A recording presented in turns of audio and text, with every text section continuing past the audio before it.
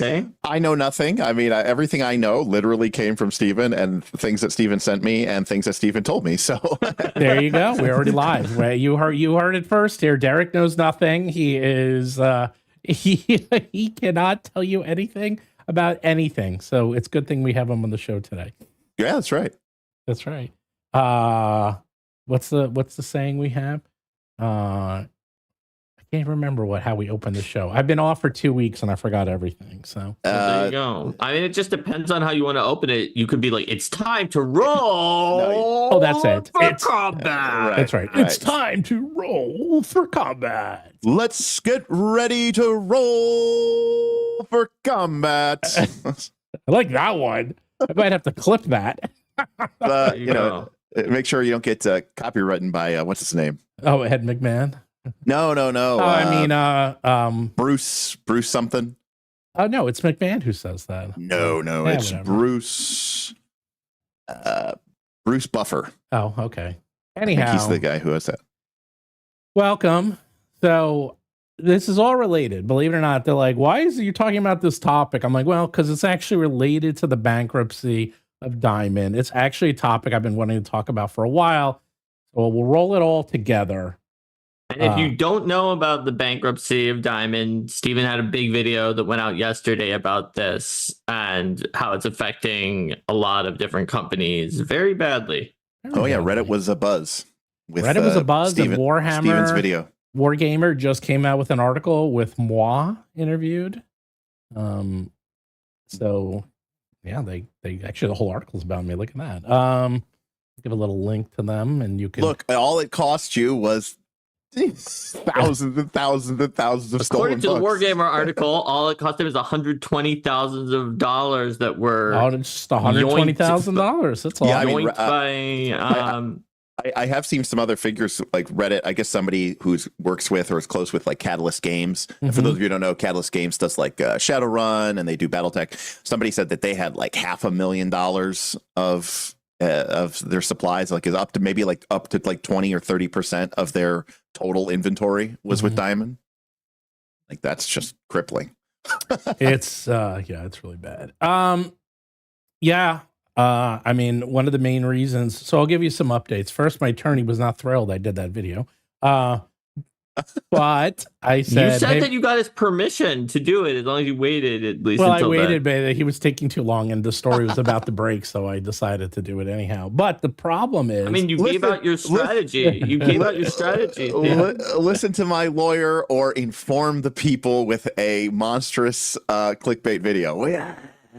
That's exactly what I told him. Because I just spoke to him today, and he's like, "It's like, why'd you do that?" I'm like, "Have you seen the response?" I'm like, "Look, it was coming out anyhow, so I might as well get ahead of it." So let me be very clear about something, though. Okay, that video, title and all, was actually the least clickbaity thing that you've ever done because it is a big deal. It is the destruction potentially of dozens, if not more, companies.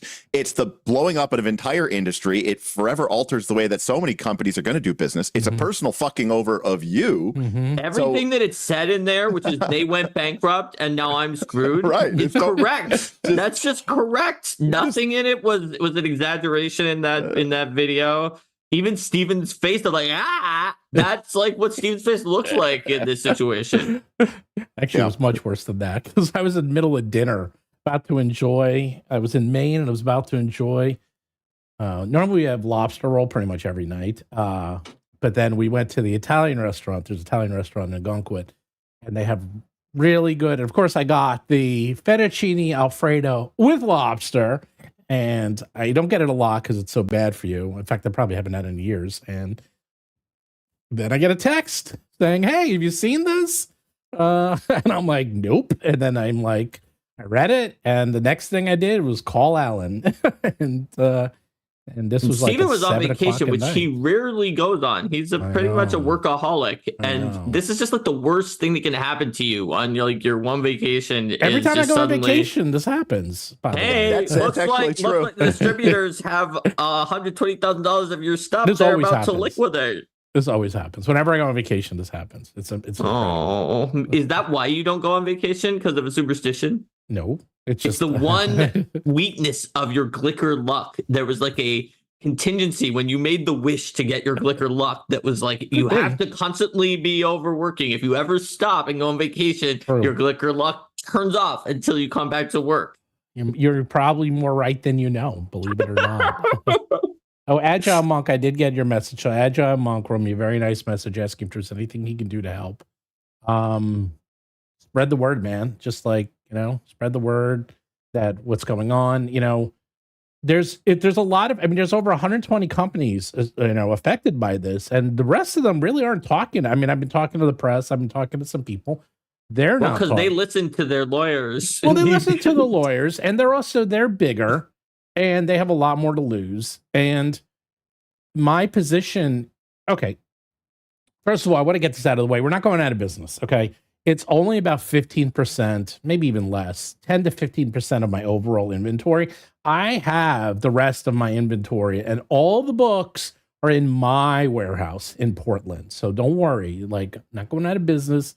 But at the same time, it's obviously a stinging loss. It's a stinging loss. It's like imagine your car was stolen. I'm trying to think. It's like something really big and expensive. Yeah, it's just gone. More than that. Right, exactly. It's around. All your cars are stolen. You have a family, and your family has 2 cars because you need them to go to work or whatever, and both of them were stolen at the same time. Yeah, actually, that happened to my next door neighbor. They had no. Well, did they have some kind of insurance on it? Yeah, what happened is there was. Do you remember there was a hurricane here? This was like in 2013 or something. There was a hurricane in the Northeast, and both their cars were parked in the driveway, and a tree fell on both of their cars and totaled them. And it was like right next door too. And I was like, that sucks.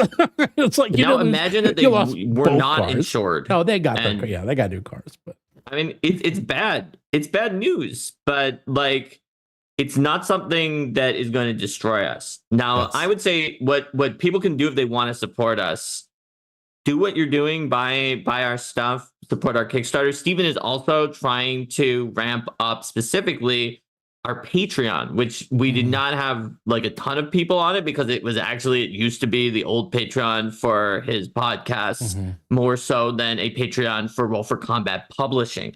And so to try to balance back from this, Steven has rebranded the Patreon for the publishing. He's put in some rewards that are more relevant to the publishing side, like sneak previews of art and other things that as he's getting them in from the artist, you can maybe even see them along in the process, that kind of stuff.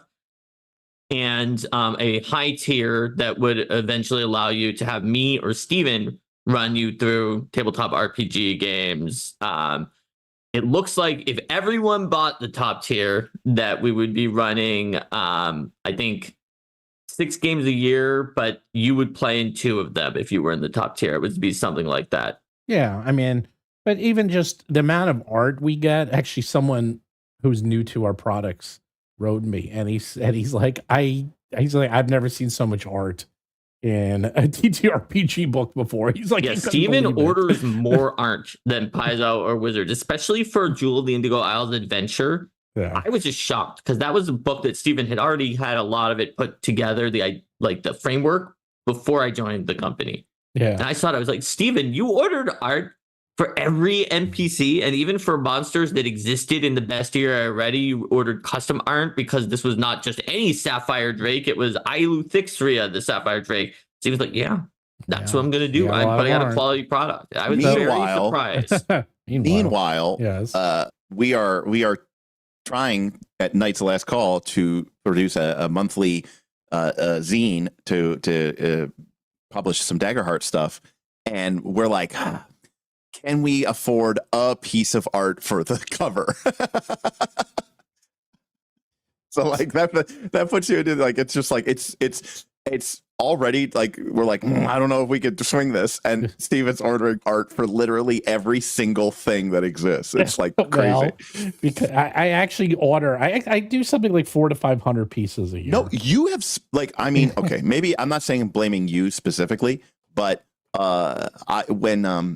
when people will look through books, like when people are looking through the Daggerheart book, which is just has kind of I'll call it very functional, very barely functional bestiary. I mean, it's got like maybe 80 monsters in it or something, 70 monsters. Bob was like, "Oh, let me see the art." I go, "Well, they don't have art for that one." He goes, "What? They don't have art for every single monster entry?" And like a bunch of people in chat were like, "What is this?" And like people nowadays, it's like, or Shadowdark, even Shadowdark, the bestiary in the back, like doesn't have. My Shadowdark bestiary, I think it's like I think we're having between 500 to 600 pieces of black and white custom art, baby. Right. Yeah, and the actual Shadowdark books, it only has a few of them. It does. It only has a few of them. And it's like, what do you want me to do? Use my imagination? Like, what is this? Like some sort of, this isn't TSR. This isn't games for the imagination. Okay. This is Roll for Combat. This is the Battlezoo, baby. Yeah. So the link to the Patreon is just patreon.rollforcombat.com. That's it. I made a link atop, and I have so much art. I'm just going to start sharing it. And more importantly, what I really want to do, because I spoke to Derek because I call Derek Mr. Patreon. That's my official name for you. He actually is really good with Patreon. He's really You've never called me that once. Well, today is the first day. It's got to be first time. He calls people Mr. X when X is something that's relevant, just kind of randomly at some point. It says that he's I'll called call them you that. Sir Patreon, which sounds more official. There You're we go. very good with your, you know what? We are the very good with knights. your Patreon. Yes, you're the Knights of Last Call. You're the right? knight, right? Sir Patreon. There we You're go. the knight of Patreonage. The thing is that you're really good at it, and I want to also add articles written by myself or Mark, probably Mark. Not big ones, but just like the process, because it looks like people really want to know like how we do this. So behind the scenes, that's easy just for us to hints do. And tips, we can put those in for you as patrons.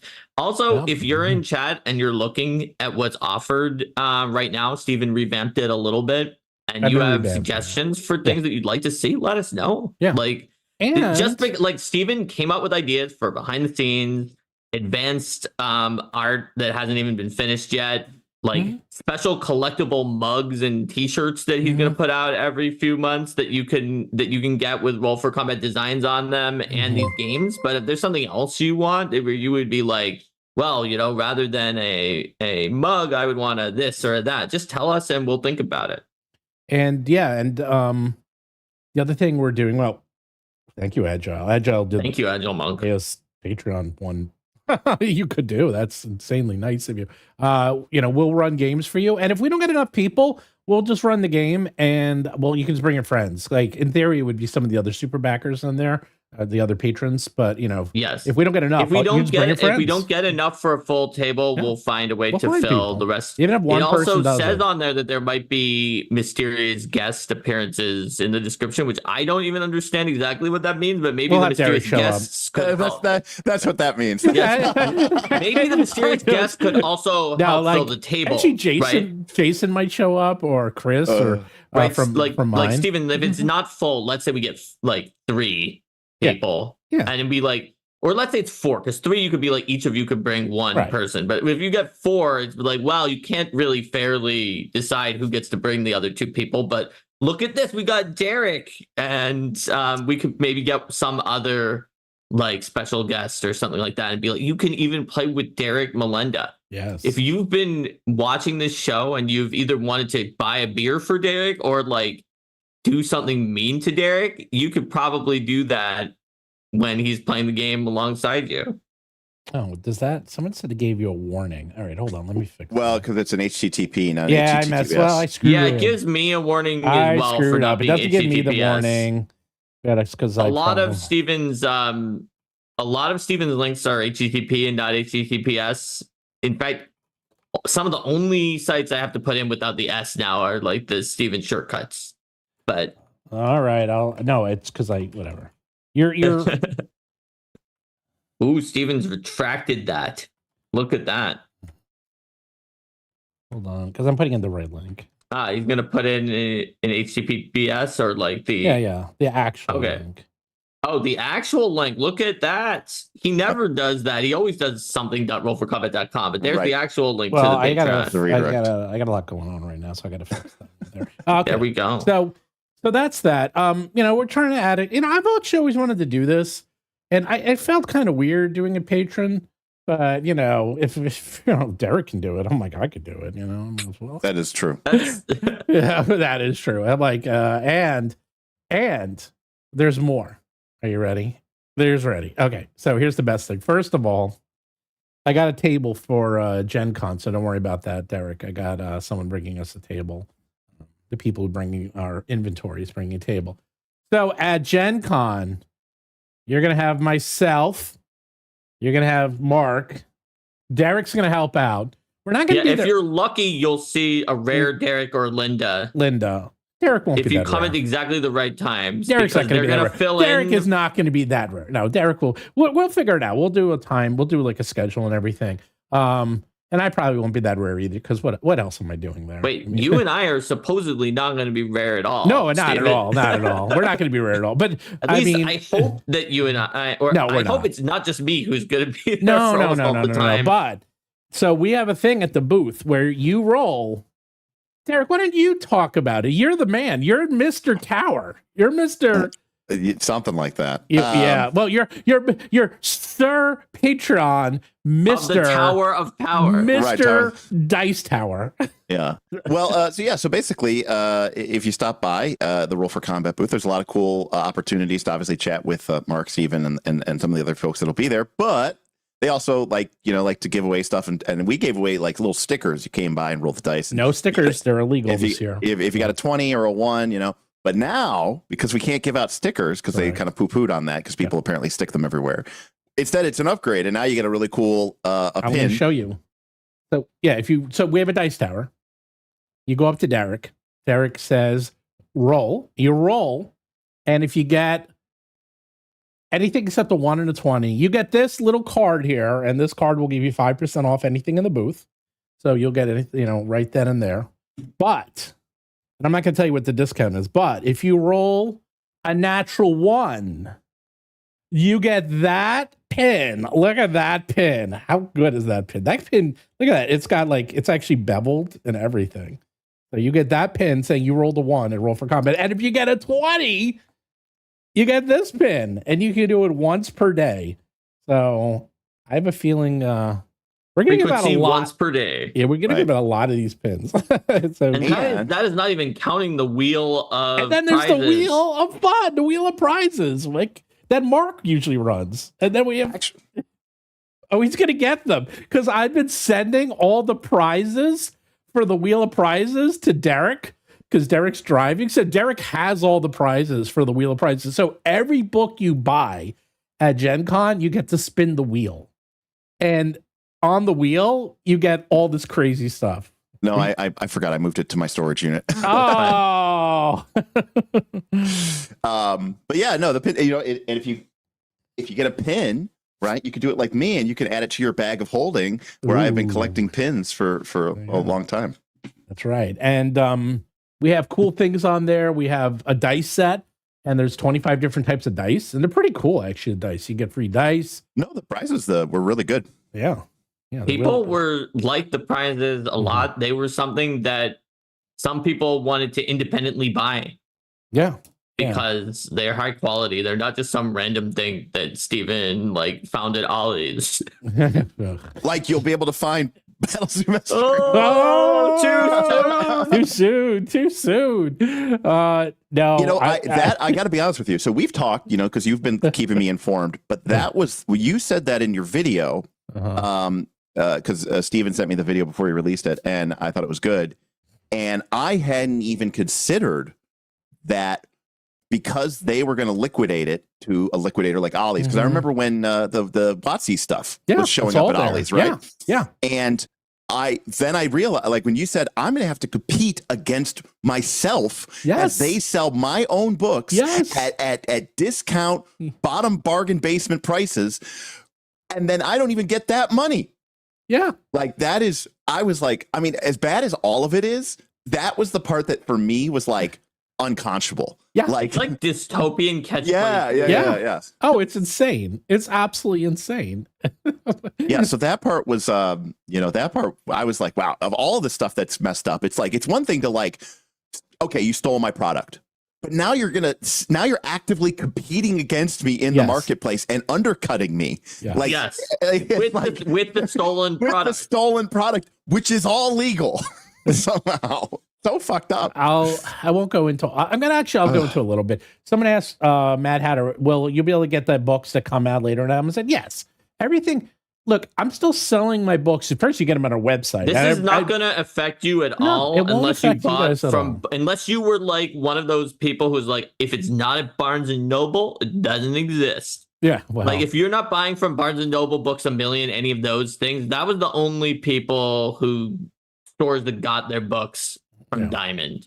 Yeah. So you can still get the books from Steven directly. Hint: if you want to support and help Steven bounce back from this, it's the best way to do it because he gets more of a cut, or from whatever other place that you want to buy it from. We also give you more. Like if you buy it from us, we give you the PDF for free. We give you all the tokens for free. We'll give you the Path Builder file for free. So we give you more if you buy it from us. Also, if you buy from your friendly retailer who's doing a retail program with us and not through a distributor, then we will get them the PDF and other things so they can give them to you. Yeah. So we try to incentivize people to be able to work with us directly, and we want to support game stores who are also getting screwed over by this. Right. And because like Roll for Combat's not the only victims, and we care about what's happening to everyone. Yeah, that's why, like Steven, it sounds like we're just kind of in trouble and we might not be able to get it. But I think you were saying that like your lawyer is still going to be trying to help other people. He actually. Well, the thing is, to go to court will probably cost. How much do you think it would cost for me to go to court on this thing? I'm gonna guess it would cost $100,000. Hark wins. It'll cost around $100,000 to go to court. And you would only get back books worth $120,000 if they sold. Right. Yeah, which they might not all. So it's not going to be worth it for you. But some of the other companies who were more screwed over, like if Catalyst has $500,000 of books in there, a lot of people have millions. If some of the bigger companies have millions, then it's worth it, even if they only have a 10% chance that the judge is like, well, I know the precedent is against you, but this is some bull garbage. The problem is this ICC V2 form. All right, I'm going to explain that to everyone. So here's the issue. This is what ends up happening. This is an incredibly complex case because people are like, what happened? I'm like, I could be here an hour and I couldn't even like scratch the surface. Very long story short is when you send your stuff to consignment, you being anyone, you're supposed to fill out this form called UCC-1. And the UCC-1 form basically tells the state that these are my books that I gave to Diamond for consignment. And the reason for that is that Diamond or any consignment center can mix your books with hundreds of other people. Some they might have contracts for, some might be their inventory. It could be anything. And the reason you do that is because when something like this happens, I can say to the court, hey, these 2,000 books, those books are mine. But then Diamond's like, no, those books aren't theirs. Those books are ours. But then Watsi can say, that book is ours. Like everyone could just say. Wait, Watsi can say that anyone can say, anyone can say, because maybe you're reselling. Maybe one of those companies bought my books at a discount and then is reselling it to Diamond, which is legal. So you can see where this gets insane because the court came up with this system, which is you got to do a filing called the UCC-1 filing. How much does that cost? It's a lot of money, and you got to do it every single time you send books. So of the 128 companies, including Marvel and DC Comics and Bandai and all these huge companies, how many of them did the UCC-1 filing? 2? 0. 0. Okay. 0. No one did it. Not a single one. Well, I guess if it's expensive every time you send books, you could wind up losing money. There's no point. Right.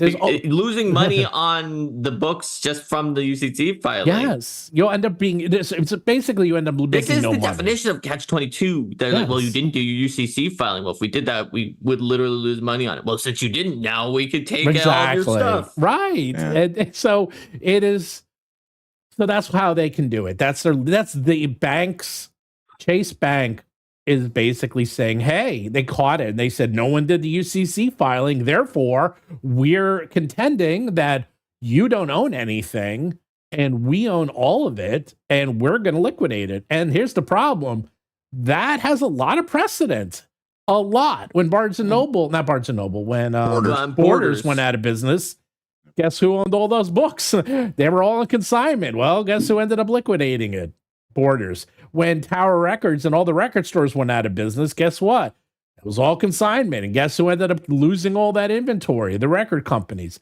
There's thousands of examples of this, and every single one of them more or less loses. The consignment loses, and the bankruptcy company and the banks, they win. And yeah, it's one of those, well, if I followed the law, I probably could have had an argument, but none of us did. And some people are even arguing, like I saw some arguments saying, oh, how did we know? Actually, my lawyer knew. And he was angry. He was like, ugh, I should have told you to do that. But also it's real expensive. And, and also it's one of those things like, it's very difficult when you are getting, like, there's so many cuts. And I've said it before. It's like you sell $100 product, you end up making like $30 on the product.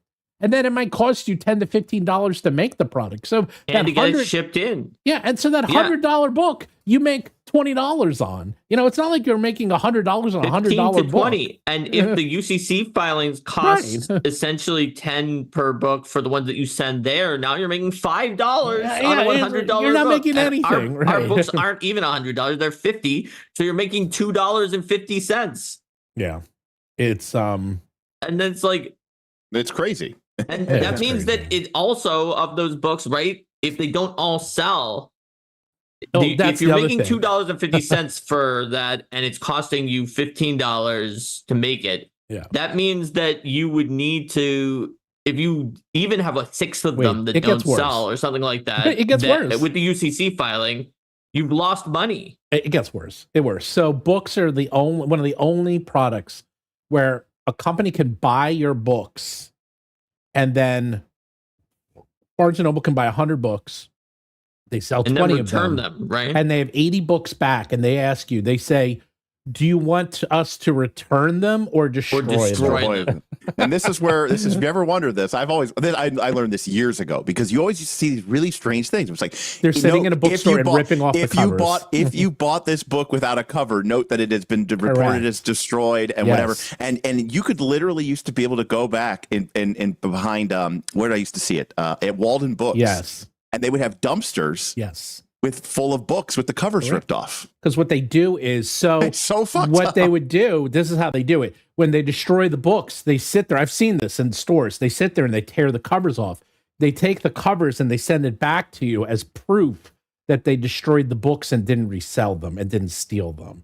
So if you say, yes, destroy 300 books, they will send you 300 covers. And the books have then been, quote, destroyed. This is like when, like, they don't let, like, homeless, starving people, like, dumpster dive because it wouldn't be sanitary and safe. And it's like, well, we got to protect you. So starve to death. And it's like, hey, well, we wouldn't want to be scamming you on this. So throw the book away, because, the last thing I want you to do is report it as destroyed and then resell it somehow. Yeah. It's messed up. I mean, that's what I said. It's like it just keeps getting worse the more you look into it. And this is why it's so hard to, like, really make money in this industry. And it is fascinating to watch how stores are dying, because in the old model everyone was getting a cut. And this already happened. This already happened with music a long time ago, because if you remember, like, and this happened like 25 years ago, there were so many people in the music industry that were getting their share. And when streaming came around, all those, like, 95% of those people, they realized, hey, we don't need any of you people. We can go right to the customer. You're all fine. They were all fired. Like, they were all, that's what happens is, like, there's a lot of bloat. And right now in publishing, I mean, this is going to be a sea change for a lot of reasons. There's too much bloat. Like, everyone's getting a cut. and what do they really offer. And that's why Amazon does so well, because you can sell right to Amazon, and Amazon only takes like 20-30% ish. And that's so a lot there's a question better. about these percentages and stuff in chat. I think you probably want to answer. That is, Okay. if they buy digital products directly from Battlezoo.com, Yes. is that more profitable than buying a physical product from Battlezoo.com, since you don't have the physical cost of goods? No. I mean, I would rather yes, I'd make more money on digital, but not really, because I want you to have the physical products. And, I don't mind you. I mean, I'll say this: you make more money on a digital sale direct from you than you would getting your 20% from a major bookstore retailer. But if you buy directly from me, I already bought the book and it's already sitting in my warehouse. So I'd rather you just buy it and have it and own it. It's not like you're printing on demand or something. No, I'm not printing on demand. Like, if printing on demand would be different. No, I already bought all the books. Like, we already have hundreds of thousands of dollars worth of books in my warehouse. So I'd rather you buy them, because to be honest, it costs me money to store them there. So, I'd rather you buy them and have them and celebrate them and use them, Everything costs money for a book publisher. A lot of things that you don't know or take into account. Even when Steven's saying $10 to $15, he's not counting the time that it's stored in a warehouse and is costing money sitting there and other things like that. That's why these prices for these books are the prices that they are, and it's completely out of survivability, not any attempt to scam you for the cost of the books. Yeah, and this isn't why, I don't want to get into the tariff discussion, but when you hear like 15%, 20, 30% tariffs, you're like, well, what's 20%? I'm like, that's devastating. I've already covered this in prior videos. It's like a 15% tariff. In fact, Cephaleo Fair, did you see that, Derek? Just came out with like their pricing, and they're adding a lot. They're adding like $15 to each of their shipments from the latest Kickstarter. And they're like, that's just a tariff fee, and there's nothing you can do. I'm like, and they literally said, if you don't pay the fee, we won't ship your product, even though you already paid for it, because they can't afford to eat it.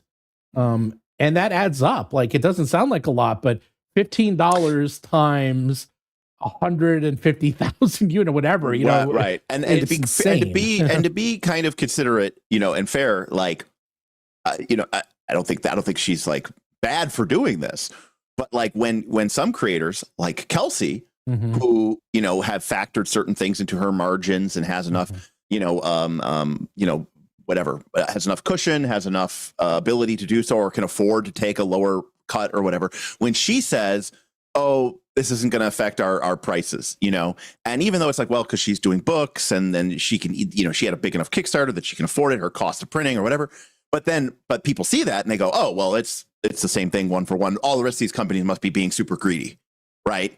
And it's kind of like, well, no, people have different models and people have different things. And so while I think Cephaleo Fair makes some cool games, it's like people want to just be like, oh, you're just being greedy. You should just take the $15 hit or the $20 hit. And it's like, you don't understand that might be 80, that might be 50% of our profit. Yeah. Like they are tariffed with a higher tariff, and presumably, because we know that Kelsey structured her whole thing based on expecting a smaller number of people. Right. She got way more, which meant she had more leeway. Yeah. As well, right? Also, that's what happens when you're way more successful than you think you are, as long as you plan this Kickstarter well and not in a way that it's losing money when it scales up. Correct, right. And obviously, Kelsey has the benefit of being very smart about that stuff. But also, she's mostly doing a lot of the work herself. Cephaleo Fair has a big overhead and has a lot of people working on their staff. And these are big, expensive, honking boxes. And it's like, it's to me, $15 seems cheap. Right. So there's another question in chat that I saw over a dozen people asking on the comments of the other video or in other places. Yes. So we'll see what Steven says to that, which is, could you try to buy your own books back at the bargain rate? I saw that too. Selling and then sell them regular retail to prevent them from going off of Ollie's. I just saw that too. I wanted myself the answer. Okay, here's the answer, because I just called Alan an hour ago and asked him. Wait. Did Alan also say not to discuss this online? Probably. Even a selective memory. This is the stuff that should be on the Patreon. You guys are getting a sneak preview of the Patreon. Yeah, sneak preview. Yeah. This is a sneak preview. If you do the Patreon, you'll get crap like this all the time. We are going to be doing a private meeting, and unlike this, we'll actually do like a Zoom call where, like you do, Derek, where people can actually talk to us. So, I think people would really like that because it's a little bit more, back and forth. Yeah, back and And forth. I'll have Derek moderate it. Hey, he's like, whoa, hey, wait a second. No, so, okay. I would have to go to the auction. So say this goes through and they decide, okay, we're going to sell the products. They have a public auction where anyone can go and buy these products. And these happen all the time. You go to public auctions anywhere you want. I used to go to them as a kid with my dad for whatever reason. So you go to these public auctions and they would literally have my books on auction and I would have to go and buy them. I can't go directly because there's 120 plus companies involved. We can't have a sweetheart deal and say, okay, Steve, we'll give you your books back $1 a book. But then everyone else will go, hey, wait a second, I want my books back as $1 a book. It's like, no, it's all or nothing. So I have to go and get my books in auction like anyone else. I can't privately. Yeah, no, some of the people in the comments are asking, could you go to the auction and can I go to the buy auction? them? And I think the answer is by the time it gets auctioned off, it's going to be too expensive. I can go to the auction, get the books like anyone else. I can't ask and negotiate with Diamond if I can buy my books back at pennies on the dollar. Right. So I'd have to go to the auction, which because they're not going to do the auction's not going to do pennies on the dollar. It'll probably be like, what do you think? Like some giant discount, but it'll still be like nickels or dimes on the dollar. Right? Yeah, I don't know what it would be, but keep in mind it's in Mississippi and I'd have to get my books back. I mean, it's not like I'd have to go there. I'd have to wait for my lot to come up. It might be part of other lots too. It might not be like, yeah, right. They might be like, it means that you're buying Roll for Combat as well as some of these weird little tchotchke toys that they were making. Or something. They can literally just throw 50 things together and just like say, okay, here's, a huge, they usually do it by pallet. And you won't know until you show up, right? And already paid for the ticket, took the time to go to the auction. Yeah. You got any more fun things you want to talk about? It's a real depressing episode, huh? It's just like, wow, this is just bad all the way Steven, around. I admire your optimism in the face of hardships, though. It just seems like it's just like, a 1, 2, 3, 4 hit punch. But which maybe is that the tie-in to the geek culture is dying, like it's being killed off by capitalism and bad business practices and politics and things of that Trey nature. Small wanted to ask the price for the Shadowdark Battlezoo Bestiary. I answered him above, but it looks like he didn't see it. Oh, so it will be, so each book would be, there'll be 59 per book. If you buy them together, there's actually very few tiers. I think only like 4 tiers on this one. There'll be a significant discount if you buy all 3 books together. And if you get the special editions, it's actually going to come in a box set. And you also get the adventures, you get the pre-generated PCs you get digital tokens. And the thing is, for our books, I mean, we literally are going to have hundreds of illustrations. Like these books are not your standard TTRPG books. I probably could have cut down the illustrations and maybe made them 49, but that's not the Battlezoo are for like what Roll for Combat represents. Like for better or for worse, I've kind of lost my mind with art, and I love art, and people now expect it. Like you said, it's like Bob's like, how dare they not have a picture of every single monster? Well, guess what? There's a picture of every single monster in the Shadowdark Bestiaries. There's a picture of all the NPCs, and God knows how many more I'm going to be adding. It's just endless, just too many pictures. So anyhow, and also you will be able to get, that's the hardcover books, but if you want, there's going to be a tier for all the people. If you just want everything digitally, and you'll get everything. There's actually only 1 tier for digital. It's just everything, and that's it. And you can buy things. Oh, my camera's going to move. And you can buy things separately too if you wanted. And we're probably going to do a Foundry module because Looks like Foundry is the default Shadowdark gaming system, or VTT. It is, so, yeah. So when I do VTT stuff for Shadowdark, I've been doing it on Foundry. Oh, there you go. And we use Kelsey and I use the same printer. Coincidence? No, it's not a coincidence. Kelsey and You're I the one who introduced her. I know. Them, right? Kelsey and I talk a lot, and I actually help her with some of this stuff. Trust me, Kelsey doesn't need help, but she does ask for my opinion on some things. So our books are going to be literally exactly the same as Kelsey's. That's nice. It's the exact same printer. So they're going to be, you won't be able to tell the difference. It's literally exactly the same. In fact, when you open it up, it's just the Shadowdark book. It's just a Shadowdark book. Reason. We're just changing the cover. That's it. In fact, you're just going to you'll be like, hey, this looks like a Shadowdark book.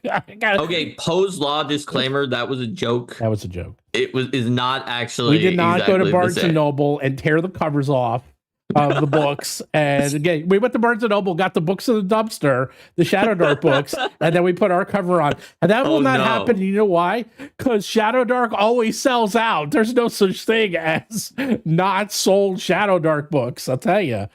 Damn. They did not sell out at Origins. Origins, you're correct. I actually shared the booth with her at Origins, and Origins is not a buying con. There's different types of cons. I mean, but it's got a lot of tabletop people at it, right? It's just not a buying con. It's a grinder con. You know, it's a playing con. But people go there. Well, yeah, I was talking about this with people. And is Gen Con just both? No, Gen Con is a hype con. You know, Gen Con's where you go to spend. That's a shopping con. It's a shopping that's what I'm saying. It's where you go, you get hyped up about new products, new releases. You buy stuff. You buy, stuff, kitschy stuff. You buy new products. You buy new releases. You buy stuff you definitely don't need. You see the new hot new releases. Origins is much more, I think, about just like you're coming with the games you already own to play them. Yeah, Origins is more of a. I was talking to someone about this yesterday, different types of cons, and how there are gaming cons, there's guest cons, those ones that have like 1 million people, like the Comic Cons or guest cons, really. Yeah. Where you go and there's like 1 million guests there. My friend runs a con here actually in Westchester, and his is the Westchester Comic Con, which was like last weekend, and he has 1 million guests. It's in a very small venue, but they have 1 million guests, and that's actually good for, a small venue. Like, you can't have a huge vendor area, and you can't have a lot of talks because it's not big, but you can have a hell of a lot of guests and a hell of a lot of signatures because you don't need a lot of room for that. So that's his con. And some cons are gaming cons, and some cons are shopping cons. Like PAX Unplugged, that is like the king of shopping cons because it's in the East Coast right before Christmas. People go there to spend money. Like, they literally go there ready to spend money. Well, and it's also it's tabletop, whereas PAX East and PAX West have a lot of video games which are showing you demos, but it's not like you're going to buy them there. It's not as much of a shopping con, but we did very well. We did. Yeah. It was actually we did quite well, even if you compare to like some pretty popular people and what they would do at some other cons. But I think it's because you and I and Derek really can sell this stuff. Yeah. Compared to if you just had anybody do it. Yeah, I'm not even a salesperson. I just, we just know the game. That's what I mean. My hype is especially it was, I was playing an Elderon trainer and playing a slime and by the way, the rest of my party was just so where there's 2 Elderon trainers in our current PF2 party. One guy is an air Pokemon, air Elderon, and he used his whatever it is, wing slash, and I used my Squirrel Ash's flame slash, the 3d8 one at first level, and we both hit, and he the soldier went first and did 4 damage. And then Bob's mechanic dropped a turret and did 2 damage. And then the Magus used an electric arc and hit both for 3 damage. And then he went and did his 3d8 wing slash and hit for 17. And then I went and hit for 18, and it was obviously those both rolled very above average rolls. Obviously, we rolled above average, but when you're only rolling a d6, yes, but you're slow. You're slow. No, so it averages out. I mean, kind of. I mean, how much big huge bang slat do you need to do in a combat? I don't know. I'm playing an air elemental avatar now, and the NPC with vicious swing on his greatsword does more than me, like pretty consistently. Yeah. It was funny. The sorcerer did a lot more than me. I just kept missing my my wind rushes. Like Wind rush, that was it. Yeah. Yeah, I kept missing my wind rushes like very consistently. There was like for the first like 4 fights, I think I did a total of 13 damage, a significant amount of which was overkill. To be fair, when I wasn't missing, I was fighting skeletons that were resistant to my slashing. So, Now there are some super chats. Tiger Eye says, Chase Bank scores 5 critical hits on roll for combat. Boo! Time to help heal roll for combat. And then says 1999 for the heal. Thank you very much, Tiger Eyes. It's very Thank nice you. Someone asked, yes, if you back any tier, you get the free dice. So, that's any physical tier, right? If you back physical the tier, if you you can back actually the digital back- tier, you won't you get won't it, get right? the dice, but if you really want, I mean, the problem is you have to pay for shipping and handling. Like, I'll send them to you. If, like, There every you go. so often- Even if you back digital, Steven will send it but to you, you but have you to do pay- have well, to pay for shipping. the thing is, the dice, I kind of do it on purpose because, like, look, shipping and handling ain't cheap anymore. It used to be like pretty reasonable. Like, for me to even to ship the smallest thing could be $10. So, in the and that's in the United States. So Yeah, shipping and handling is wild, and so you kind of want the dice added with your other order. Right. Otherwise, you might as well just go to your favorite local game store and buy dice. That's what I'm saying. Like, if you really even if want, Steven gives it to you for free because he's not charging you, the shipping cost I is still high. charge for the shipping. So that's why it's like, it's not only physical, but like if you buy digital and you say, this happens every so often, someone will be like, hey, can I really get that? I'll be like, sure. And then I'll let them add it. And then the shipping is whatever it comes out to, so I'm not limiting it. I work with anyone and anything. What's my experience with licensing with other language markets? I don't really do it because I won't get into it. We don't have enough presence in other language markets, and you really have to sell 1,000, 2,000 books in that market for it to even start breaking even. We're a little bit too small. We're too for it small to be worth it, even for the other language people to want to do it anyway. Speaking of which, there is, I just saw this, and this will actually lead if we ever get to the topic. There's a new law in Quebec, I believe, where every store has to have their products listed in French and English, and all the game stores are going to go out of business because no one does that. I'm like, think about it. Like, there's all these niche hobbies that just you can't ask them to print their products for one, part of one country in 2 languages. Oh, so you're saying that So it's not enough to have like English and French books? Yeah, No. they're saying that they can't sell it at all unless there's a French version in Quebec. Well, no, I just saw a news article on this, is that it was actually specifically on game stores, and it was a gaming store, and they were showing like the paints, like the standard stuff, the stuff you get from like, Army Painter, Ralph Army Red, all Citadel. that stuff. And they were like, yeah, it's only in English. And there's like, and you've ever seen that if you go to French Quebec or something, it's like everything is in English and French, like on the side. It's very common there. So, but they said, I think everything has to be like that now. So no one's going to do that. I think the book inside could be in English, but it's the packaging has to be both. And again, they're not going to do it. Like, that's what I'm seeing now. It's that packaging and materials have to be predominantly French. Yeah. Above anything else. And so, and I saw a sad interview with this gaming store, and they said, we survived, we survived this, we survived the pandemic, we survived the flood, but this is going to put us out of business because no one, we legally can't sell basically anything. And okay, Steven, so let's transition from this. Why is geek culture dying? All right. So let me give you my overview of this thing, of why geek culture is dying. So there's a couple of interesting aspects. First of all, whenever a new genre takes over the world, the average lifespan of that genre is about 25 years.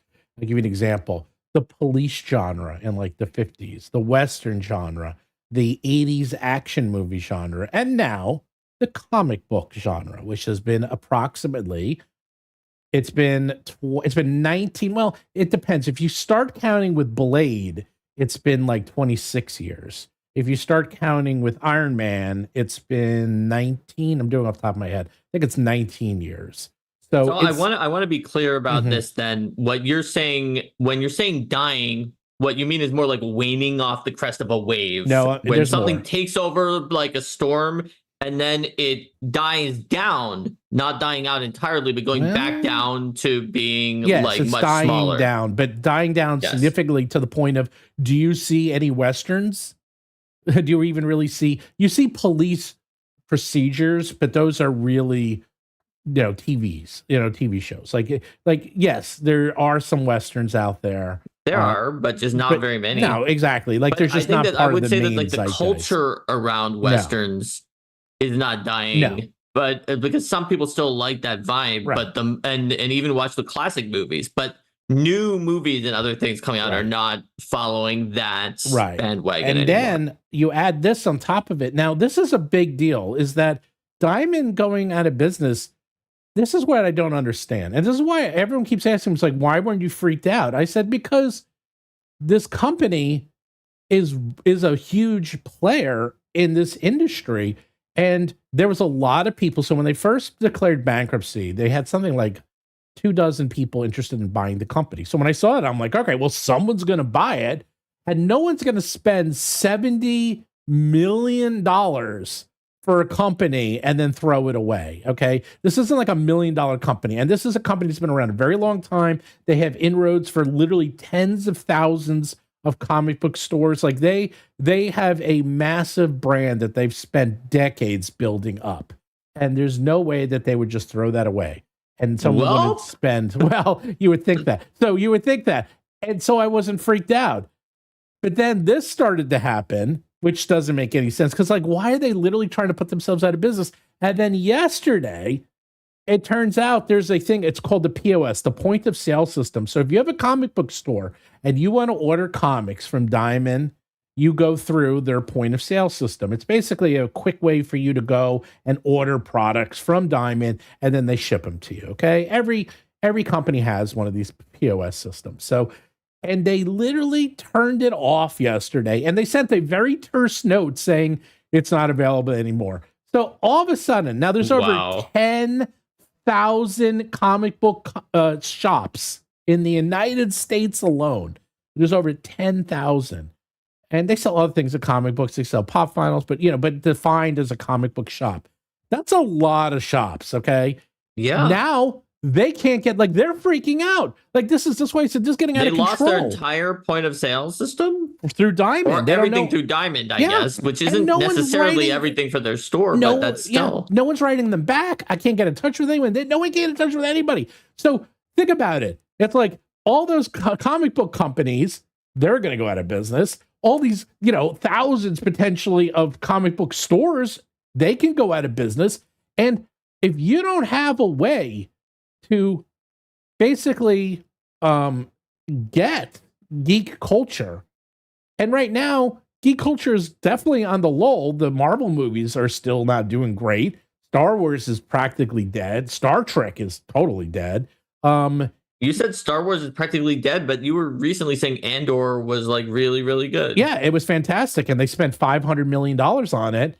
And they also said there was a second part to that where they said that this is the last time they're ever spending that again because streaming is dead. And there's they got a lot of news in the entertainment world because they said, they're not spending more money because they're losing their shirt over there. So all this geek culture and all these properties. And then you have, on top of it, this weekend, we have the 7th Jurassic Park movie coming out. Did anyone want and ask for a 7th Jurassic Park movie? I look at Derek. Derek's literally rolling his eyes. I'm like, no, I do not. I like the first one. You know what, Steven? Sometimes these movie studio executives only are bothered worrying about whether they can and not whether they should. Right.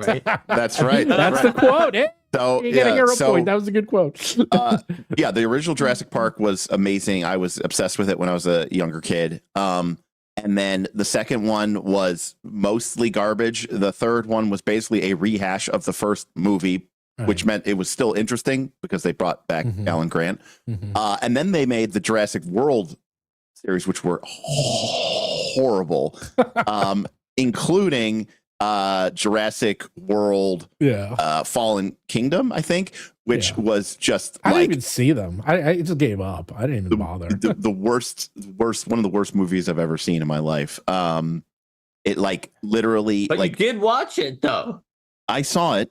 Yeah, somehow. but you know what? People are not though. That's the thing. It's like the Marvel movies. They're like people are not showing up. The Star Wars. I'm one of the biggest Star Wars fans on planet Earth. Nope, I'm not watching. I didn't even watch Andor yet. I will, but I'm like, how could you be gushing about it if you didn't even watch it? I just really watched the first season. I watched the second season. I really want to reiterate how bad this movie was because the fundamental plot of Jurassic Park Fallen Kingdom is that they basically bred a super dinosaur.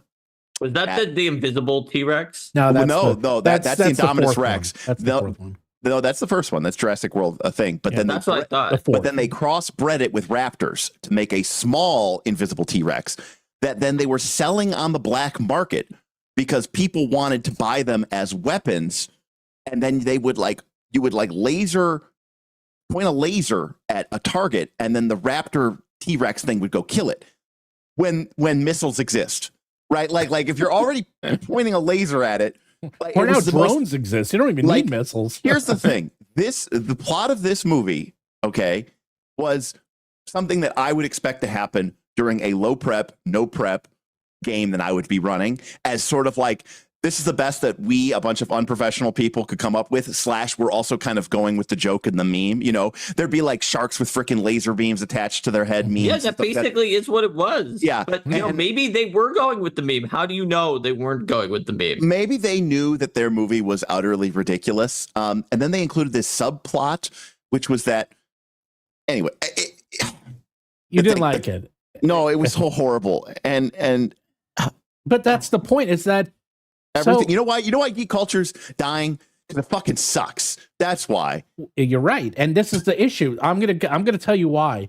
Is that geek culture was seen as there's a couple reasons. First of all, the geeks did take over the earth. They did inherit the earth. All the people making decisions 20 years ago were people like myself that were in their 30s and were starting to get into positions of power, and that they were starting to.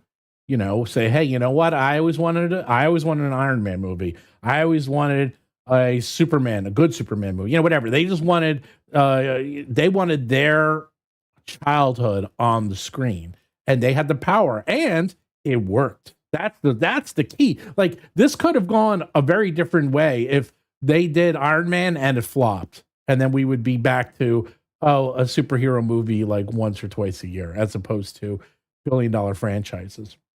They're like, wow, we can make all this money. And here's the problem.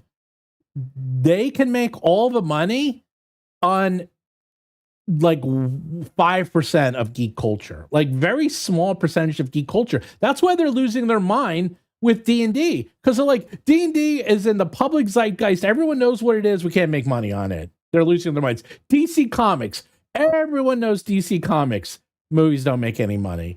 Star Wars, everyone loves Star Wars. They don't make any money. It's like Star Trek, no one making any money. I'm like, how is it that these things that everyone knows about, that everyone loves, it's in the zeitgeist? It's because the actual core audience is very small, and they're trying to expand it. They're trying to make it be just, it seems like, go from geek culture to world culture. Correct. Where it's just like, this is the monoculture of like everyone. Right. And then before you know it, you've slapped it on a lunchbox and you're selling it.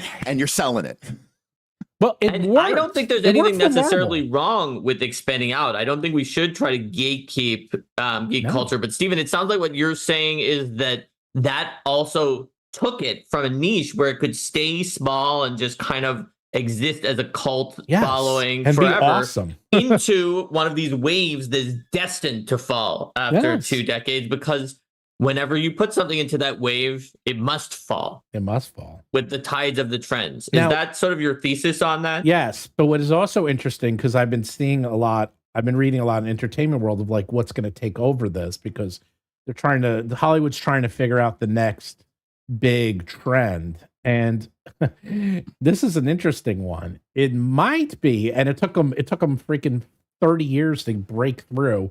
Might be video game movies, and it might be video games and they've been trying to get video games into the main culture for a long time.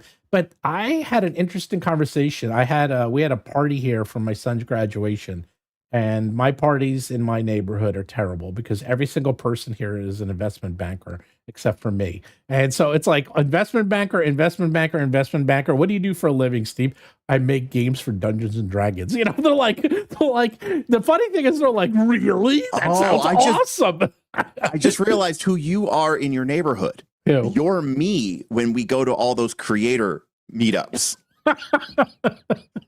Yes, you're the Derek of creator meetups. Where yes, like, right. And everyone else is like, oh, how'd your last multi-million-dollar Kickstarter do? Oh, how'd your last Kickstarter do? You know oh, what? Yeah. You know what, Derek? And they're like, Derek, and they're like, I'm like, I have 14,000 subs. And they're Yeah, like, well, what that are was you? when What are we you went doing? to- You know That's what, when we went to Derek? dinner You are me and Gen Linda Con. when we were invited as guests of honor to a Halifax, Nova Scotia Ooh, science I love fiction Halifax. fantasy con. It was like, who is here? Well, there's LeVar Burton. Uh, There is like Q from Star Trek, John Delancey. John Delancey. Yeah, Anthony Stewart Head, Giles Yeah, ooh, from Giles. they you don't had gotta tell me who these had- people are. Yeah, Mark. I mean, know you don't that. tell me either. I'm not telling you, I know, we're Derek. I'm telling telling the the audience. viewers Yeah. in case they don't know, which maybe they do. There is the Blue Power Rangers is the actor Brian David Yost. what? Blue, David Blue Yost. one? David Yost, not Brian. Yeah, Brian was the name of the Ranger, and the actor is David Yost. He was there. They had a lot of people that it's like, and also Mark Seifter and Linda Zayas Palmer. So we were like the name Derek's of of the other meetings. The name of the Blue Ranger was Billy. Just Billy, right? It was Billy. So anyhow, That's we were good talking point, to these good point. guys,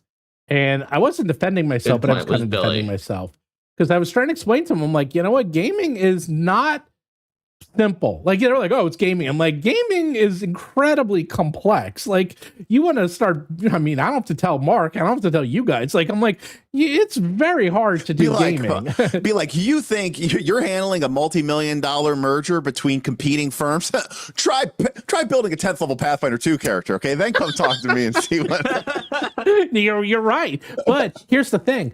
Have you ever defeated a demon lord? I It's know. like, Have you ever no, defeated a I don't demon know. lord? There was one time when we were in a boardroom, and that guy at the end of the table he just kind of looked like a demon lord. Anyhow, the thing is, the video game world worldwide, the video game industry makes. Sorry, I'm keeping you up, Derek. No, it's good. The video game industry makes $250 billion, and it's like the movie industry makes like what, 15? You know, it's like the music industry makes like 10. You know, it's like, dude, you guys you can't understand the size of Okay, the but video how much game. of that video game market is mobile games? $200 billion. Of the 250? Yeah. I know it's about 210 now. That literally makes me want to jump out of this window and kill myself. But that's Like, the point. It's like, it's huge. It's not even, it actually is culture. They're like, that's the geek culture. I'm like, no, that's culture. Like that's way past good. That is so part of culture that it's a weird, like, stereotype. Is like, oh, everyone, you know, we're a gamer. I'm like, do you play games? Let me ask you, did you go on and play Wordle today? That's like, yeah. And every single person at the table is like, yeah, I played Wordle. I'm like, that's a game. Hate to break it to you. well, of course it's a game. Yeah, and right. it But requires- people don't think of that as a game. They think of that as, they just don't People think. always think of the game as They the think like thing Doom. the thing that other people do. And Right. it's also like how people who identify as gamers and want other people to be gate kept out of it also think of games as the things that the other people don't do. Speaking Right. of gatekeeping games, I was at Target the other day and I had this very strange moment where I was looking at the board game section and I see, like, you know, all the usual suspects, Clue, Monopoly, some other stuff. Mhm. And actually, no D&D box sets, although I have seen D&D starter sets there in the past, but no D&D box sets. It's not out yet. Oh, that's true. I guess it is the new edition. Yeah, what am I thinking about? Anyways, that's crazy that they released a new edition. Did have a starter box set October. like ready to go? No, it's going to be doing it's for Christmas. But anyways, that's true. Okay, fair, good one. Anyways, point is, all the usual suspects. And then there on the Target bookshelf or on the Target shelf is fucking Root. Oh, yeah. What? Who is buying Root at Target? Hey, here's one of the most complex asynchronous war games, but disguised as a children. Like, can you imagine somebody buying that for their 10-year-old or 12-year-old because they're like, oh, look, it's got a little cute little. Eric, I'm sure that's the reason it was at Target is that it was disguised as that. That's why. When I was 12 years old, I would be playing Root all day, every day. You are one amongst thousands, though. Even and I were the ones who would. Maybe Derek as well. Everyone of course, but I'm just saying, why is that at Target? Like, who conned somebody into putting that on the Target shelf? Because and where can I hire that guy? There you go. Maybe they should be running the distribution instead of Diamond. Yeah, I'm just saying, the guy who put that on the Target. I mean, but if you're playing a game with the Vagabond, the Cats, the Birds, and the Woodland Alliance, it's a complicated fucking game. You better believe it. So there's another super chat from Bart T that says, since Derek stays niche the whole time, he won't have a crash in the wave of popularity. That's right. You can't lose if you never won. Oh. Well, I mean, if that's Steven's thesis about geek culture, that it got to mainstream and became on this wave and is going to go down, then there you go. But it's just interesting because, man, I mean, you guys are, I mean, I'm older than you, but I remember, you're old enough to remember, I still remember when Lord of the Rings, that's really the beginning. Harry Potter, Lord of the Rings. And I'm like, wow. Yeah, the Lord of the Rings movies are really when it went. That's when it really went took mainstream. Off. It was real mainstream. I was like, wow. No, for me, because I was in high school in late '90s. For me, it was a combination of the very first Marvel movies, right? Blade, not so much, but then the X-Men movies. Then you had '99. You had Phantom Menace. Yeah. And then you had Lord of the Rings in 01, 02, 03 along this. And I think 01 was also maybe the first Harry Potter. Yes. And that was also when Harry Potter book mania started sweeping everything. Totally insane. Yeah. That was huge. Midnight releases. I remember going to multiple midnight releases at Barnes Noble, and there would literally be thousands of kids all with the same book cracked open, tucked in some niche little corner, excitedly reading the book. And it was the most surreal thing I've ever experienced in my whole life.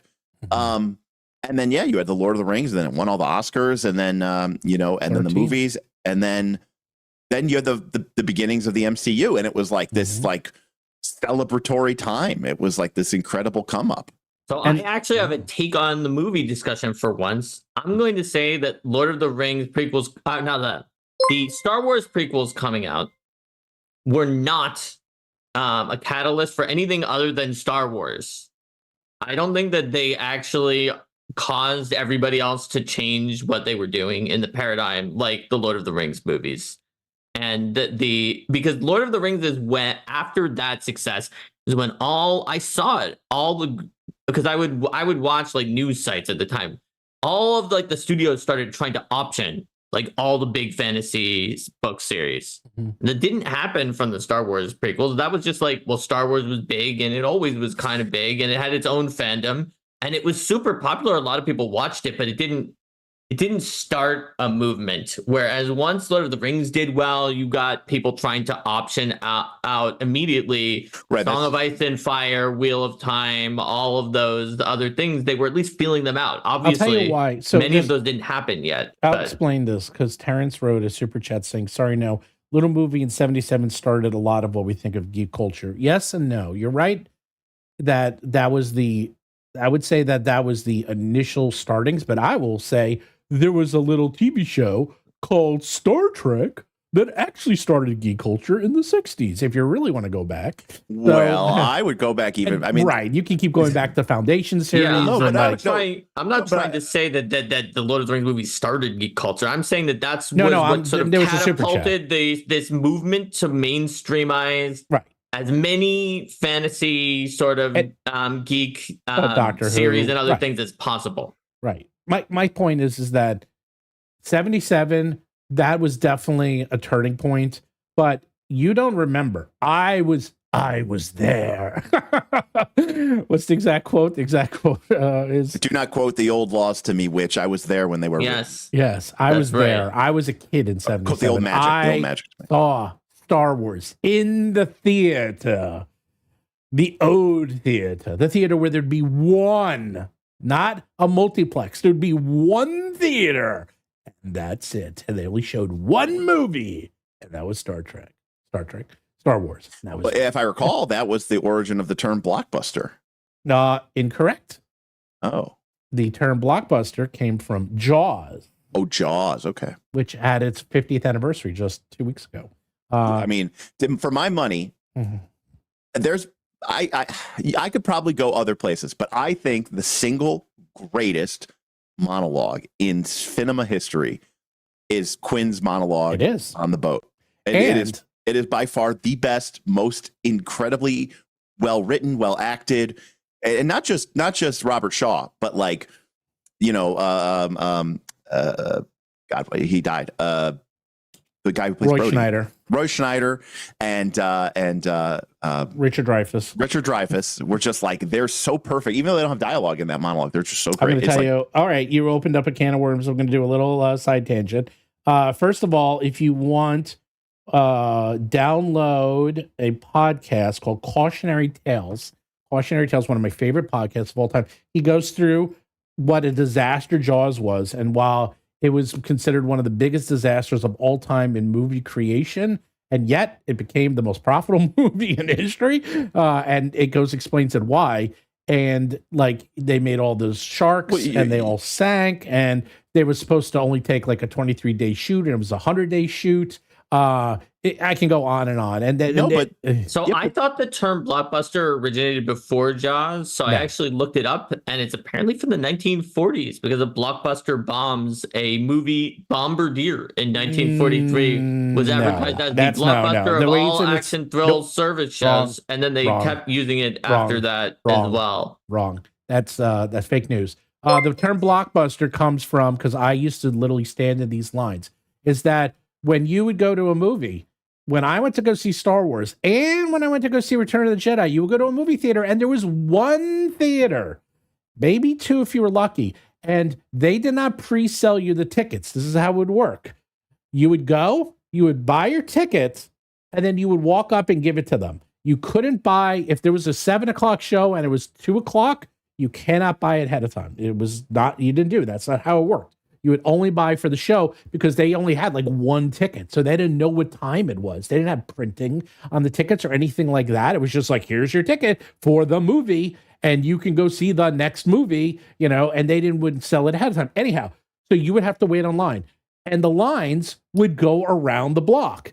I literally, when I went to go see Conan the Barbarian, I had to wait in line for 3 hours. When I went to go see Empire Strikes Back, I had to wait in line for 4 hours. When I saw Star Wars, I was in Atlantic City with my parents standing in line for like 3 hours to see the movie because you would have to wait and then the movie would let out, they would clean it, and then you would move forward very slowly and then you would stop. That's and it was called a blockbuster because the lines would be insanely long and they would break the block. That's where it comes from. I mean, that's certainly when it became more for a popular term. It was more used at that point, but I'm finding an academic source with 54 citations. Whatever, I don't care. Before that statement. Fine, be that person. Mark's like there was somebody in 1885 who wrote down that when Queen Victoria came to the Gaslight District, the line stretched around the block, breaking them, and thus that was the first technical academic term. No, but I was going to say was, Jaws is a great example of that. The first movie is amazing. And yes, I agree that the shark breaking down meant that they barely showed it, which made it all the more terrifying. That's what that show's about. By the way, Jaws 2 and Jaws 3 and Jaws 4 and Jaws are garbage. Garbage. Yeah, but they were the Jaws in 3D film is one of the worst films I've ever seen in my entire life. Yeah, that's really bad. Anyhow, here comes my diatribe. I took a class in college on Steven Spielberg films. So I literally took a collegiate course on this. Carnegie Mellon, am I right, Not Mark? a Carnegie Mellon. They just give not them a away Carnegie Mellon. I had knee surgery and I had nothing to do that summer. So I took extension classes at CW Post on Long Island. So there. Okay. There you go. There you go. It's starting to sound like Community. No. I don't know. Like, well, I had a it class kinda on was. Shakespearean films in MIT, so they have a lot of different classes. Anyhow, I took a literary class, and so I know a lot. So let me tell you what else was happening on that movie. What's his name? Quint was on the set, and he was drunk. Like, he was drinking because they had nothing to do, and everything was breaking down, and they were there, and so he was drinking all the time, and he was being insanely mean to Richard Dreyfuss. Like, Richard Dreyfuss and him were like literally fighting. And there's a part there's a time when they were about to like literally go out and like kill each other, and the insurance company had to come and like stop them because it was getting so bad. And Richard Dreyfuss was like 27 or something at the time, and he didn't understand what the hell's going on. Why is what's his name? Richard Shaw like just egging him on forever and is being unbelievably mean to him.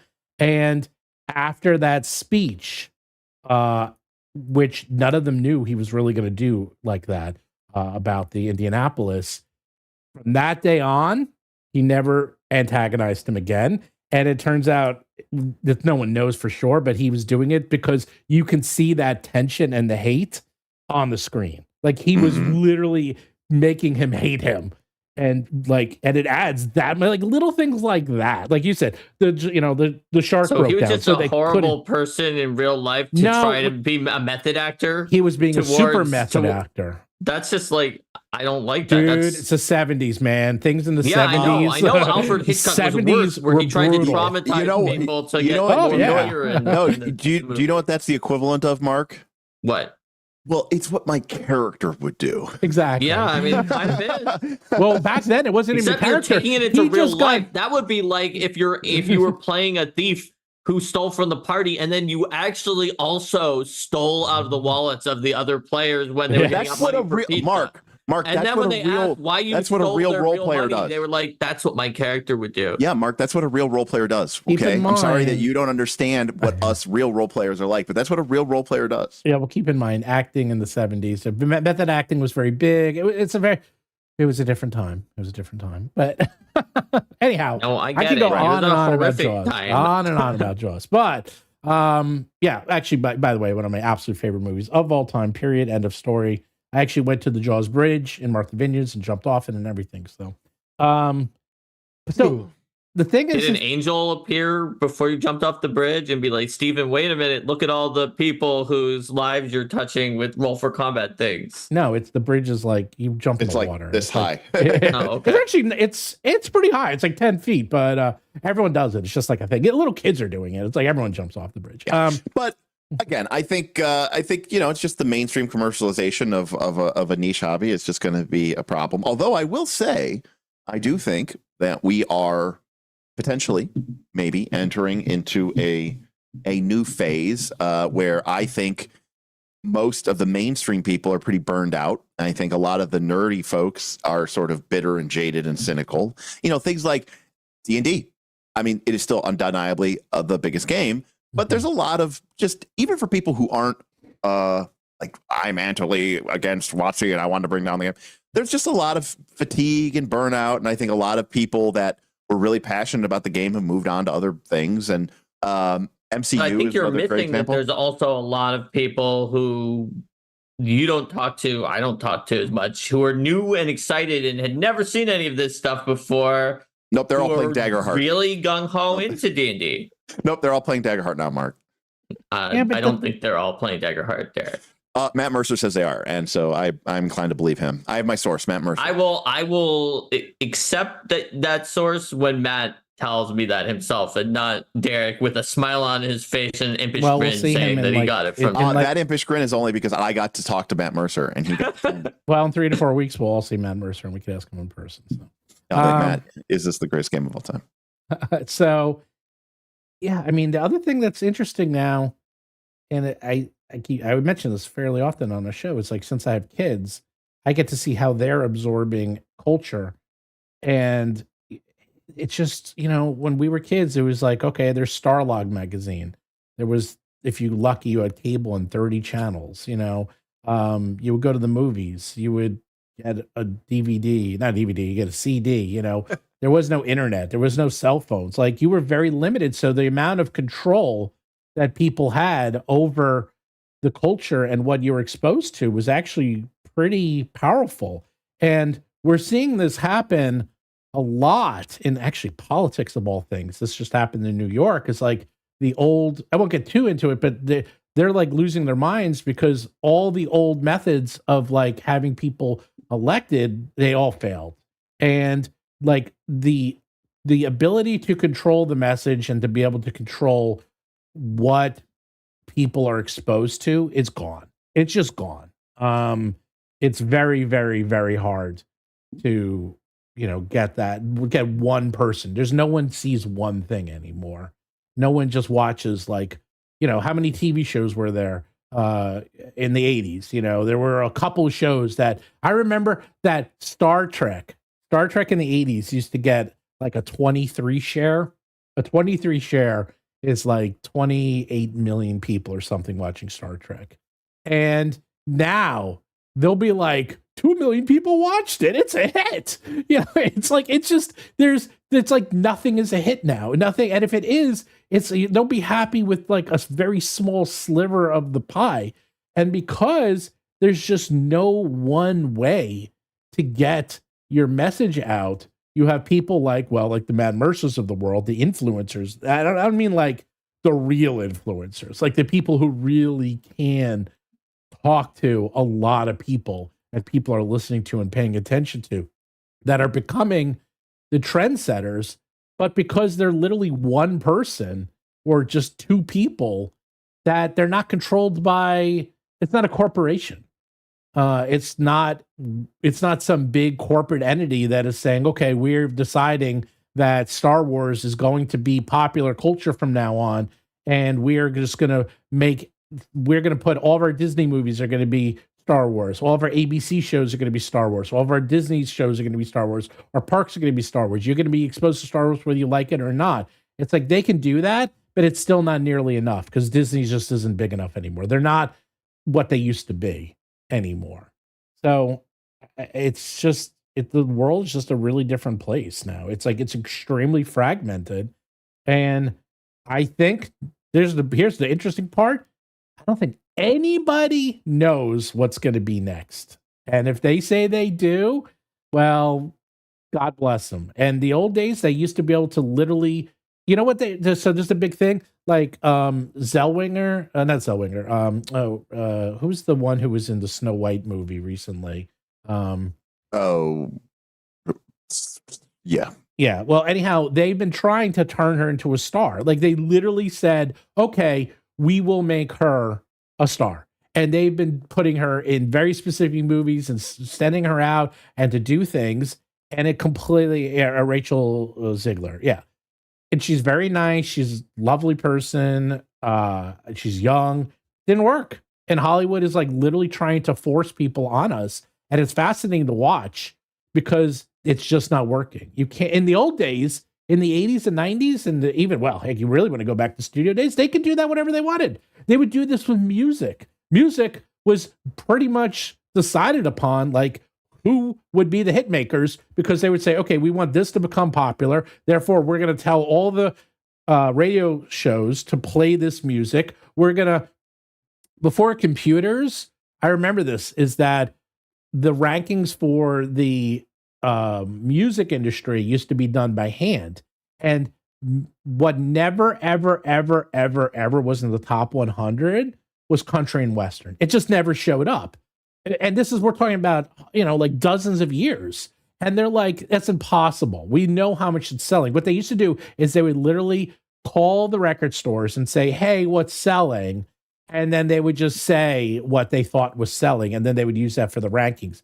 And I was there in the 80s when they started to go to this thing called computers. And then the very first week that the computerized rankings came out, where they were actually using actual sales, it was like country and western was like right in the top 10. And like all these genres that were never in the top 100, let alone the top 10, suddenly appeared because it's what they thought was selling well, and these large companies were really pushing these narratives and pushing that this is what is going to be popular culture.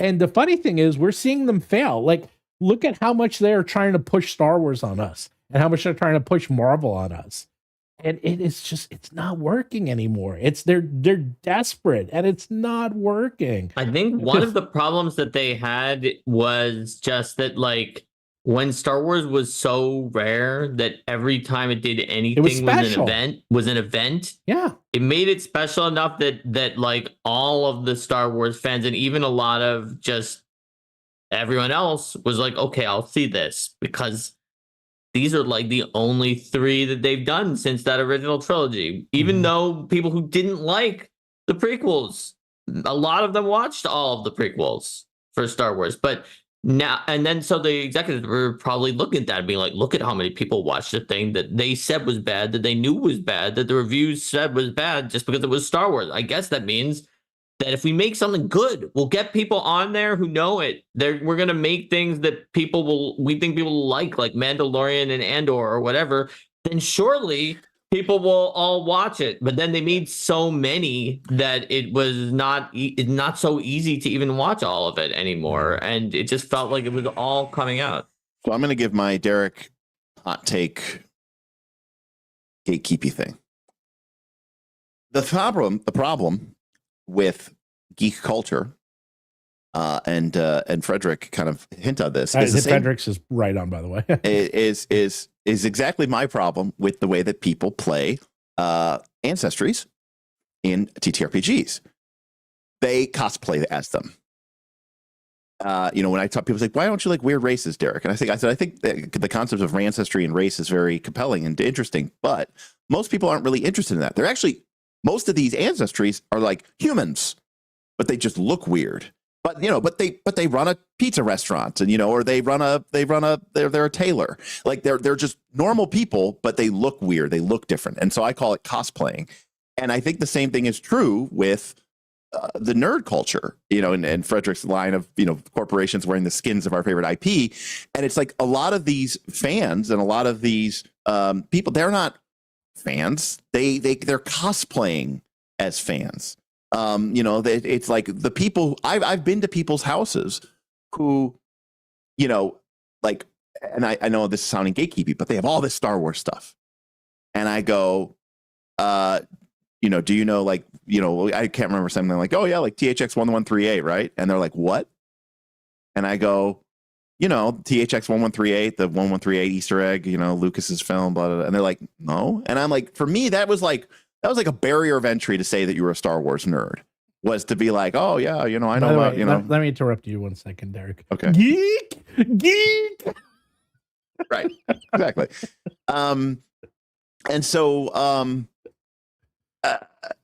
I know people who own, and again, that's fine. I mean, there's a way that you can, you could totally enjoy the hobby. I'm not trying to yuck your yum, but those people are never going to engage with the media, the way that, or the IP or the brand, the way that, I will, or someone who's really passionate about the thing and like invested as a hobby, as opposed to just being this very surface. It's a veneer, as a woodworker, veneers look very nice, but they aren't the same thing as hardwood. And so, and that's, again, I think that's fine. There's nothing wrong with that, but the way you market to those two different crews is very different. And the problem with a veneer is that it's not very durable. It wears away. And so these people who are only surface level adherents, when something else catches their eye, or the moment they get married and start having a family and a kids, that shit is not a part of who they are. So it just gets left away and put on the side. Whereas like the true dyed-in-the-wool baseball fan, or the true dyed-in-the-wool Star Wars fan, right? They're going to be through it thick or thin for the rest of their life, because it's a part of who they are. It's not just, something that they're putting on their wall for decoration. Yeah. I mean, that's why I always think when the OGL hit, people literally lost their. That was the closest I ever saw of like actually a holy war. Like people like lost their minds, like really lost their minds because this was a part of their core identity that was getting torn away from them, or could potentially have gotten torn away from them. And people were literally going to war because they're like, okay, you're not just taking away a hobby, you're taking away something that I've identified with my entire life. And that how dare you pull that away from me and try to control it. I still don't understand the OGL thing because I still don't understand the outrage. I just still don't get it. I don't get it because I remember. I do. I remember. Yeah, but I'm like for all of these people, like, come on, I was in a different. I know. We're in a very literally, Mark and I were at the completely different state than literally everyone else on Earth because we were in. I understood why if you made 5e books, you were very concerned, but it was very strange to me how so many people acted like they were like killing Dungeons and Dragons, and I was like, but that's not what Dungeons and Dragons is. I don't think that's what people said. I think that people had empathy for all the other creators who were being screwed over. It's just like when somebody just super screws over the little guy, people get upset about it. Like right now, I bet I've seen a lot of negative comments about Diamond. Okay, right? Because Diamond is screwing over even some big guys that are bigger than them. Absolutely. But that's totally fair. That's totally reasonable. But, you know, what Stephen was saying, though, is this idea that it was like, and that's the outrage there and the anger, totally fine. But you talked about it like you're like, you know, they were ripping D&D away from them and it was a part of who they were. It was the first time they had this holy war. And that was the part that I didn't understand, you know, because it created this very strange reaction to this identity of D&D that I just didn't think was I think people identified themselves like with the company as being friendly with like being big supporters of it, and when they saw it was like a really it's bad basically breakup. like when you see it, you know, you see a cute animal and you're like, look at this animal and it's cute babies, and then it eats its young. Or it bites you, you know. So so in that case, people's relationship with D&D wasn't attacked. It was their relationship with Wizards of the Coast, which to them is connected to their relationship with D&D, right? And that I can buy. And if they remember at the time, Wizards, and you remember, people were like, Wizards is so great, and we love them, and people loved Wizards. Okay. Wizards could do no wrong. That's okay. Well, then that's ignorant and dumb because I've been a customer of Wizards of the Coast since 1995, and I can tell you that no point that I ever was like, oh man, Wizards of the Coast is so cool. And I even went and visited them, and they gave me a bunch of free products, and I still was like, well, this fucking company is fucking shit in the bed. Well, that was the thing, is that people watched the videos before then. People were like, you said something bad about Wizards, you were attacked like heavily. People were like, how dare you attack a company that makes something that we love? I mean, you can even literally see it as the OGL stuff was being released, that people who were on defense brigades were like, it was not just some random person in a corner somewhere on the internet, but an EN World moderator called Roll for Combat, and by I guess like connection, anyone else who's been saying these things like Indestructible and there's other people literally said these people are terrorists. Literally said that. He didn't say they're like terrorists even. He said that they are. That's how they're angry just putting up fake things. People all said it was obviously false because it was so unprofessional and rude, the things that were written in the real actual OGL draft, that no lawyer would ever have allowed this to be sent out to anybody. It was obviously fabricated because of how bad it was. I know. And there was a lot of anger and vitriol until Lynn Kodega published the article that had the exact same quote. That is actually wild. Like, so basically what you're saying is like these people had been Stockholm syndrome. This is what happened. We broke the news, and then if you went to EN World, there was a huge, and it's still up there. You can see there's a huge thread that got hundreds of things, and half of the thread was like, I don't believe it. And the other half of the thread was attacking us. How dare us No, there were a thread- few people who were like, "Hold on, Okay, guys." 5% of the thread was They were like, "I don't know well, if this is real or not, but I don't think that these Like, people would what- we- hoax but we're us. like, So that right, I they were know like, who what they is- are. They must have been misled, perhaps, or they were we saying, should wait for why more would information." why would you say this? It's like they have no skin in the game. Why would they ever say this stuff? And then Owen came out and defended us, and he's like, dude, Yes. we Owen know is like, you- I know these people. I know Mark Seifter. He's Right. not going to make this thing up. He would Right. never do that. yeah. And then He the very obviously next, is concerned and afraid and Right. is sharing what he knows. and then literally the next day, the Linda Codega article came out, and then thank God, it was and literally it was thanks only to that one day. Gizmodo article, then people realized that it was something, especially since they weren't literally the exact same quotes, but there were overlaps, They right? were Where, very like, close. because Some the were same exact. sections were the worst sections. Yeah. But see, it would keep going where we cut off and snipped our quote.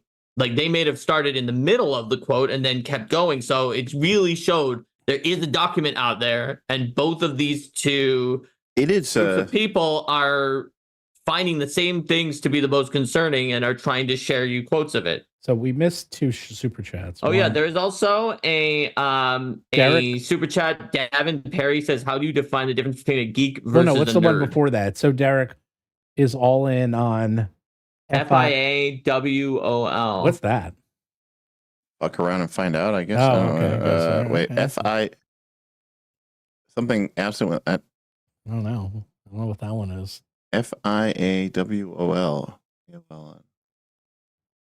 I don't know. I actually don't know what that is. Yeah. And then so that's actually a good one. How do you define geek versus nerd? So there actually there used to actually be a difference. Actually, it's funny because when I came up, and maybe it is nerd culture, maybe I should have called it nerd culture is dying. Now it's like nerd and geek are kind of interchangeable, but geek was traditionally someone who was like incredibly socially awkward and was someone who just really was just not part of main society and just couldn't exist in society, or was like really out there. And nerd was someone who was just like a scientist, or someone who was into, something that would be what we would consider like comic books or science fiction or fantasy. Like that's nerdy as opposed to geeky. Geeky was, you didn't want to be a geek. Like traditionally, no, that's like, if you really want to go back to like circus culture, the people who would like bite heads off chickens and stuff, those were geeks. That's actually what they were called. So Right. they were Right. So geeks were weirdos in they that were sense. really, yeah. You Right, didn't but, want to like, be a geek. if you were in the chess club, you were just a nerd. You're right, You know? you were a Wasn't nerd. the etymology from like people at circuses who did things like bite the heads off chickens? Yeah. Yeah, that's what we just said. Yeah, that's what I just said. And Did then you not hear nerds what I just etymology is obviously from the Willy Wonka candy. But Of course. said? There you go. There you go. Of course. That's where dweebs came from too, right? Yes. that's there you right. go. That's right. Dweeb And is one that you don't hear enough of. I'm going to bring dweeb back. I'm going to call us dweebs. Yes. I think that's a Stop better trying to term. make dweeb happen. That would be a okay. good one. So dweeb. apparently that acronym is Fandom is a way of life. Yeah, I saw There Yeah. we go. Yeah. There we And then go. we also got a super chat from Michael at Night Noon Games, who said, "I learned at Origins that Derek is as handsome IRL as he is on YouTube." Yeah, and it was nice. Michael and Derek are super tall. Yes, it was nice. We were doing our Patreon meetup. We always have like a happy hour that we do at the cons, and we give out our Patreon T-shirt. We do a unique T-shirt for all of the attendees at all the cons.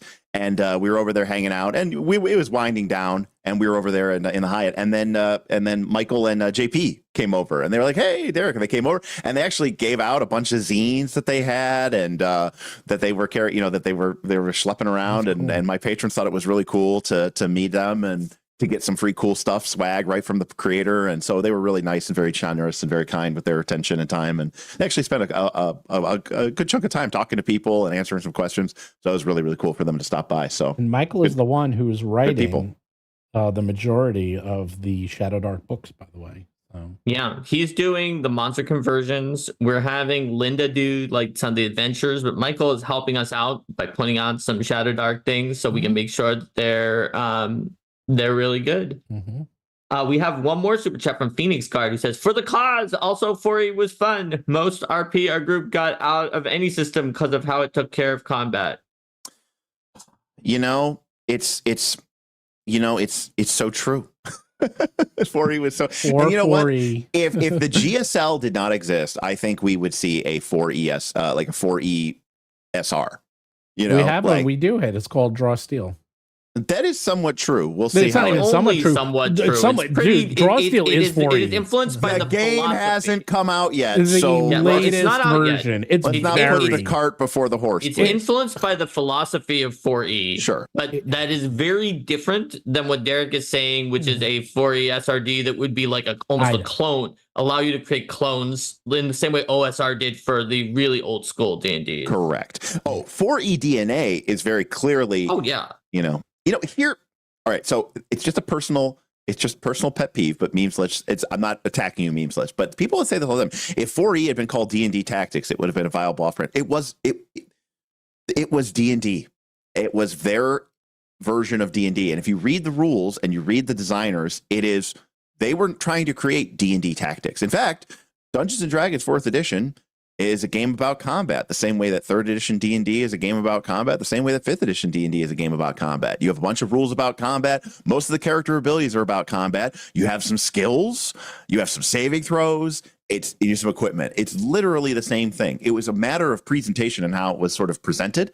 So if anything, it was more of a UX thing rather than a specific emphasis on combat. I'd say the combination of UX and some potentially poor decision making on some of the out of combat stuff that causes people to not see how many really cool ideas absolutely 4E also had. And the best example of this I could ever see in my entire life is people railing about how much they hated daily powers. And then I go, well, what about this power that's once per day? And they go, no, that's fine. And so I agree with Memeslift, who says presentation is everything, perception is reality. You are right. You are undoubtedly correct there. It was a very big change. But the funny thing is, it looks different. It didn't feel like D&D. I get it. But all I'm saying is but 2nd edition was completely different than 1st, and 3rd edition was completely different than 2nd. So they weren't really doing anything out of the ordinary. They were making a big leap, just like the other ones did. Correct. So, I've said it in a different RFC, but I think one of the big things that turned certain people off, but they didn't know it's what it was because it's hard to describe it until you really analyze it, is that other editions of D&D, including 5E, are usually using skill checks like kind of beat by beat, but 4E sometimes, in fact often for certain things, wanted you to use them scene by scene, and it abstracted away the beat by beat, and people didn't understand that, and it felt off to them somehow. There's a lot of examples of 4E giving examples where it would be like, yeah, so you're trying to break into the vault, and so the druid, and normally you might use like thievery style skills, but the druid is like, I want to use nature and my plants, like kind of break through the earth and the soil, and then therefore we don't even have to open the vault, and we just go into the vault. So real quick, and it was just like scene by scene. They were rolling one skill check and the scene was done. Whereas in other D&Ds, you would have had to, every beat of the scene, you would have had to roll a skill check. And I think that was sort of subconsciously off-putting some people for the out of combat portion of the game in ways that they couldn't describe. I know it did for me somewhat. There were things I liked in 4E, but I didn't understand I was like, what was that different? What am I not liking about some of this? And I later realized that was a little bit of a part of it. So real quick, someone asked how they can donate to us regularly at Roll for Combat to help us out for the $120,000 worth of books I lost. We're probably going to lose. Didn't lose them yet, but not looking good. You can become a member of the channel, and that is a monthly donation. You join our Patreon, and we're going to really ramp it up. I have so much content that I'm going to start throwing up on the Patreon. Art, we'll do an article, we'll have meetups, things like that. So you just go to patreon.rollforcombat.com. There's also a link at the top. You can buy our products, but obviously, you can only buy the products so many times. So, but if you really want to help continue to support us, and those two would be a big help. And just get the word out and just be a fan. Just hope you enjoy our products. I mean, Mark and I kill ourselves to work on these products, and we work really, really, really, really hard on them. And now Derek is part of the team too. Derek's been helping out. In fact, Derek, I want you to help us out with Eldemon Legends. Oh yeah, I did see that you officially announced that in your video. Yes. To the people. We're excited. Obviously, we think Legends is really sweet. More Eldemon is a good thing. We definitely need more. And as a Magic the Gathering fan, I appreciate a new rarity. Yeah, an extreme you don't think rarity. we do that? Of course, it's like legendary. Of course, we're adding a new and it rarity. has the unique traits. Unique, right? There's only one. The legendary ones are unique. There's only one of them in the whole world of each in legendary, not one of like out of all the legendary. Right. Me and the other, we talked about this in session 0. Me and the other Eldemon trainer agreed that in the event that we encounter an Eldemon, that in lieu of what the book suggests, we will do a fight to the death. Okay. There you go. Okay, there you Well, go. because the problem is we took a lot of liberties with some of the ideas. So, the book presents Eldemon in a very like friendly way, and they exist in this quasi sort of, distributed state and all this other stuff, and they're part of the natural lands. The way that our Eldemon are set up is he is a living dungeon museum, and he is actually extracting them and basically it's a zoo. He's basically he's like one of those comic book villains who wants to have one of every He's like creature the and is always collector. abducting people. He's like that episode of Next Generation with the guy who kidnaps Kiva Faro or whatever, the guy who steals data. Yeah, he's like that. So he is trying to index one of everything. He's literally trying to collect them all. No, So I was thinking the Marvel universe. So he literally like steals them. And then my character, who is a slime but is flavored as a nanobot swarm, and because of the way that the rules for Eldemon work, this actually works out really, really well in the fiction and the mechanics. Is I basically take the Eldemon and I basically digitize its essence, destroying it, and I reincorporate it into my nanobot. It can't technology. be destroyed. Well, and then when in his flavor, they're doing in that. your flavor, you're telling them. Digimon. Yes. It's Digimon. And so what ends up happening is when I summon an Eldemon, my character it's still me. I just reconfigure my nanobot shell into an Eldemon form because I've incorporated that into my database. Well, you are like the Eldemon super fan. For someone who hates things cute, you boy. Well, right. So the first thing that we're doing is I destroy them and he imprisons them. So wow. Well, I definitely want your input when we start developing these. I definitely want Derek's input. Well, because you're playing you get it, man. You know it probably. You're like number one. You'll be tester number one. I mean, it's a fantastic system. I still stand by this, and I will again. It's not just marketing hogwash. I played a cleric in Pathfinder 2nd Edition from 1st level to 20th level. It was one of the most painful moments of experiences of my life. So sorry to cleric fans out there, but it's a boring class. And heal is very powerful. Whereas playing as on Crush and using the life domain is so fun, and it's just like it is undoubtedly a different feel. It feels like it is night and day different. I think it's because you're a very cerebral player, Derek, and that when you're playing Life Eldemon, you have to think very carefully about your moves. Whereas when you're playing a cleric, some people like the fact they don't have to think because it's like, who is really injured and needs help, needs the oh crap button. That is the person I heal this turn. Like, it's actually very easy to play, which is a con for you, but a pro for others. Look, I love Squirrel Ash, but I'm telling you, my favorite Eldemon now is that damn big scarab beetle, okay? Because that thing is a monster. Not only that, right? He's got a truckload of hit points, okay? He has that random what's his other random ability? He can I think he has a bonus on saves against certain things. Yeah, so it's like the other life ones. They like all the Scarab are of Protection. They're all good. He's got the Scarab of Protection. Skeppy, the scapegoat, absorbs damage. He could do the big jump. Yeah, he does a big jump. Yeah, sometimes you really need. Yeah, sometimes you need it. It's a fantastic Eldemon wielding a fantastic element. Well, you'll help us, I think, if Mark's up for it, because Mark is the Eldemon master. But I think Mark. I mean, I'm happy to have Derek read things through when we get him in. So for sure, and help. So Memes Lich, I do want to highlight something because David Bowles kind of saying says one thing I liked for you is that the cleric could attack and heal people at the same time. That ruled. And he says you can try that, but if you miss, you don't get the heal. You're conflating two things. Is that the cleric had attack powers just like everybody else that took your standard action, and some of those attack powers did have an effect that would grant a healing or a healing surge. But separately, every leader class, which included the cleric, which were the healers, had a separate ability, some sort of inspiring word or healing word or something word. It's usually a word that was a minor action that they could use multiple times per encounter to not only allow another ally or yourself to use a healing surge, but also gain an additional bonus hit points on top of the healing surge. That did not involve anything. That was no attack roll, no nothing, no check. It just happened. I remember that. Cleric is the class I probably played the most in 4E. Yeah. And so you could have some really cool moments as a cleric because, for example, you could use let's say an attack power that if it hit also granted an ally a healing surge.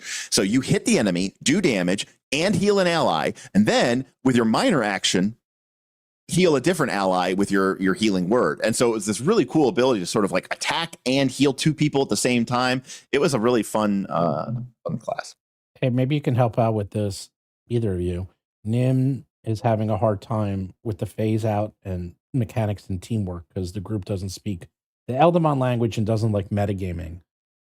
Oh, because once the Elderon is in, and let's say it only speaks Pyric, the language of fire creatures, or Ignan, then they're having trouble doing teamwork with the Squirrelash because they don't speak Ignan or Pyric, and they're like, Squirrelash, no, not that one, come over here, and they don't want to metagame and just have the Squirrelash just do it anyway. No, I know how to solve this. Just don't. Just play the game. I don't right. I mean, you don't have to use the language rules. Just make it everyone speaks common, and and you can just tell them what you want. Just play however you want to play. Just make it. Also, if it's not fun, the trainer can't take actions, but they still can somewhat spacedly interact with the world. Mm-hmm. So they could at least possibly do a little bit of minor translation of simple things, right? Now, it's possible the trainer also does not speak Pyric or Ignan, and neither does anyone in the party. And so it's just this Elderon. But keep in mind that most Elderon speak Common. The ones that only speak, or you actually roll on the table if you rolled on the table. And there are some ages of Elderon that only speak an ancient language, or that only speak Pyric, or that don't, or something, right? But if you look, most of the results on the D100 is that they do speak Common. So that's actually, I think, the real answer to that. Or just treat it like Pokemon, where like Pikachu, Squirrelash goes, squirrel, squirrel, Squirrelash, and everybody just understands it. It's like Chewbacca, Cool. So do you have racquetball today? Yes, sir. He does. You do. He always has racquetball. That's right. Well, tonight, not every time. But not every time. Well, tonight I am our local. I live right next to the park, and the park has the 4th of July fireworks tonight. Oh. So actually, it's close enough that it's actually they close off all the streets here, which is really bad. But I live here, so I can walk there. So tonight I'll be going to. There you go. But why don't we get back? So recap. We only have less than 10. Wait, we got 7 minutes left. Okay. So let's recap some call to actions, because people have been asking in chat how they can help us with this situation. That might be a good way to end. What do you think? Well, that and then the geek culture dying thing. So if you want, there's a video from yesterday that I go over and explain what happened, how Diamond basically is trying to take my books that they have and they were selling for me and they don't own, and take them and liquidate them and use the profits to pay back themselves. And not just me, but 120 plus other companies. They're trying to take all of our products. They're trying to take millions and millions of dollars worth of products and sell them. And it's not looking good. The law is really not against us, but anything can happen. There's a lot of people fighting this. Oh, by the way, this is the fun part I didn't get to tell you. The date of you have to get your stuff in is July 21st. Which just happens to be when Comic-Con is.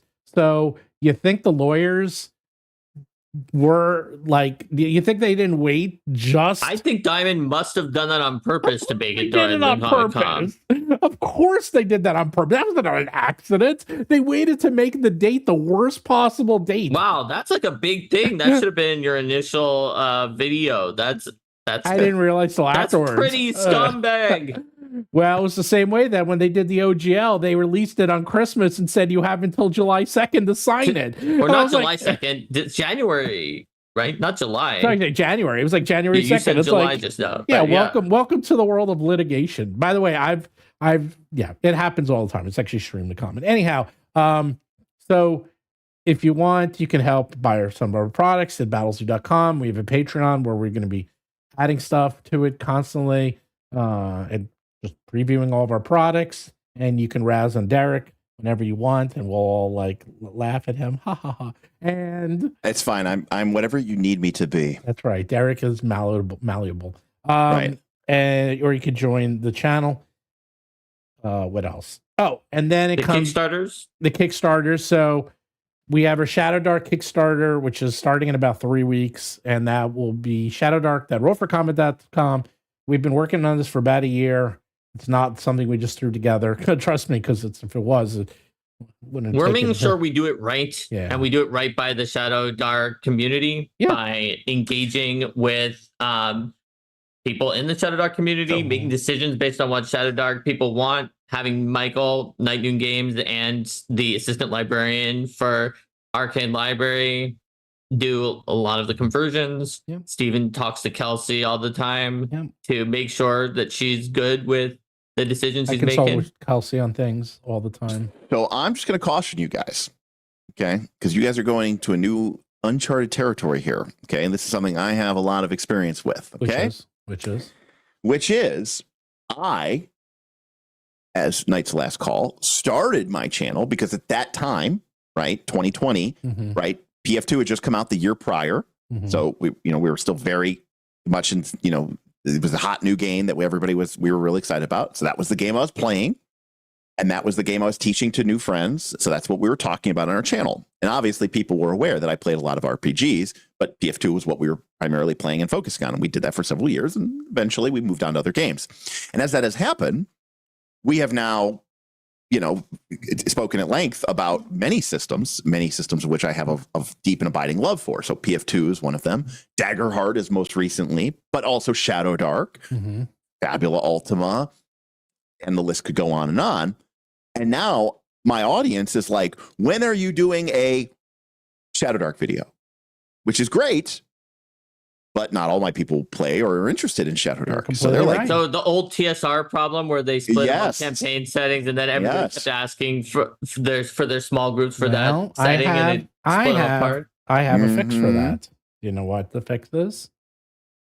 The fix is that we are using the Battlezoo Bestiary, the Strange and Unusual, and the Elemental Storm, and we are reinterpreting it for Shadowdark. So if you said, well, I'm only here for D&D. Okay, well, guess what? We have the Battlezoo Bestiary for D&D. I'm only here for Pathfinder. Guess what? We got the Battlezoo Bestiary for Pathfinder, and we have it for Shadowdark now.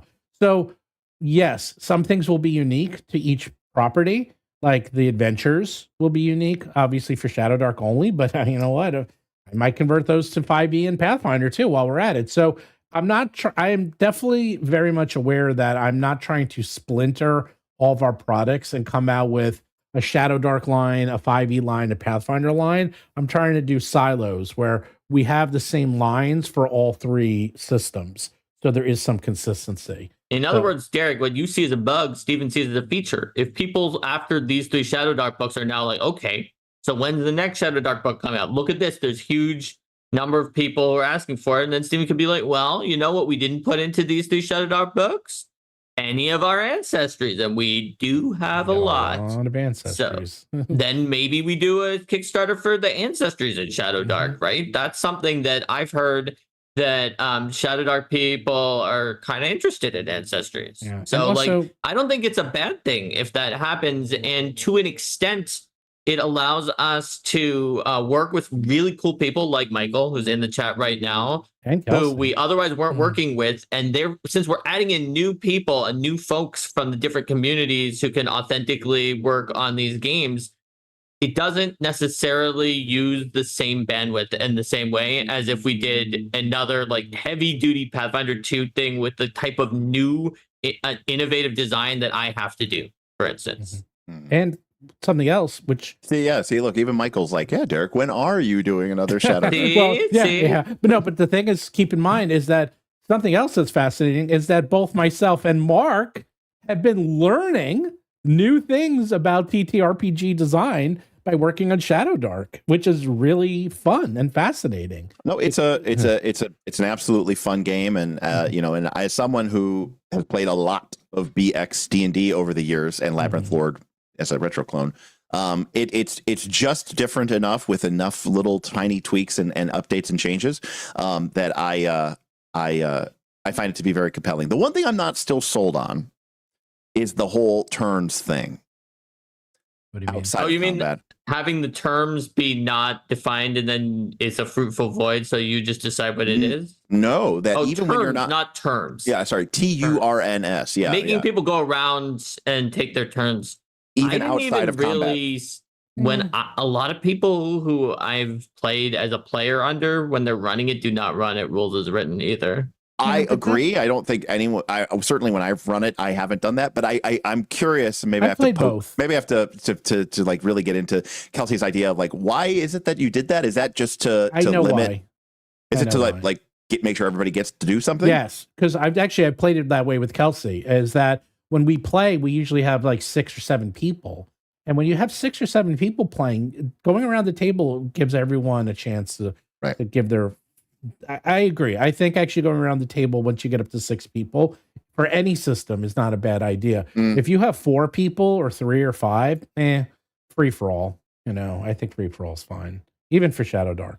But yet, Kelsey did that when we played. But we would interrupt each other. I mean, yes, we went around, but we would just interrupt each other and just start talking. Right. It's not as rigid. It's not the most rigid of structures. I mean, I guess that's a reasonable. Also, it's a basic baseline to keep some parity on it. Yeah. Right. It's like the opposite of Daggerheart, where even in combat, the same person could theoretically keep going. Yeah. Right. Also, we split the party. Ron Lundeen and I were one part, and the other people were everywhere else.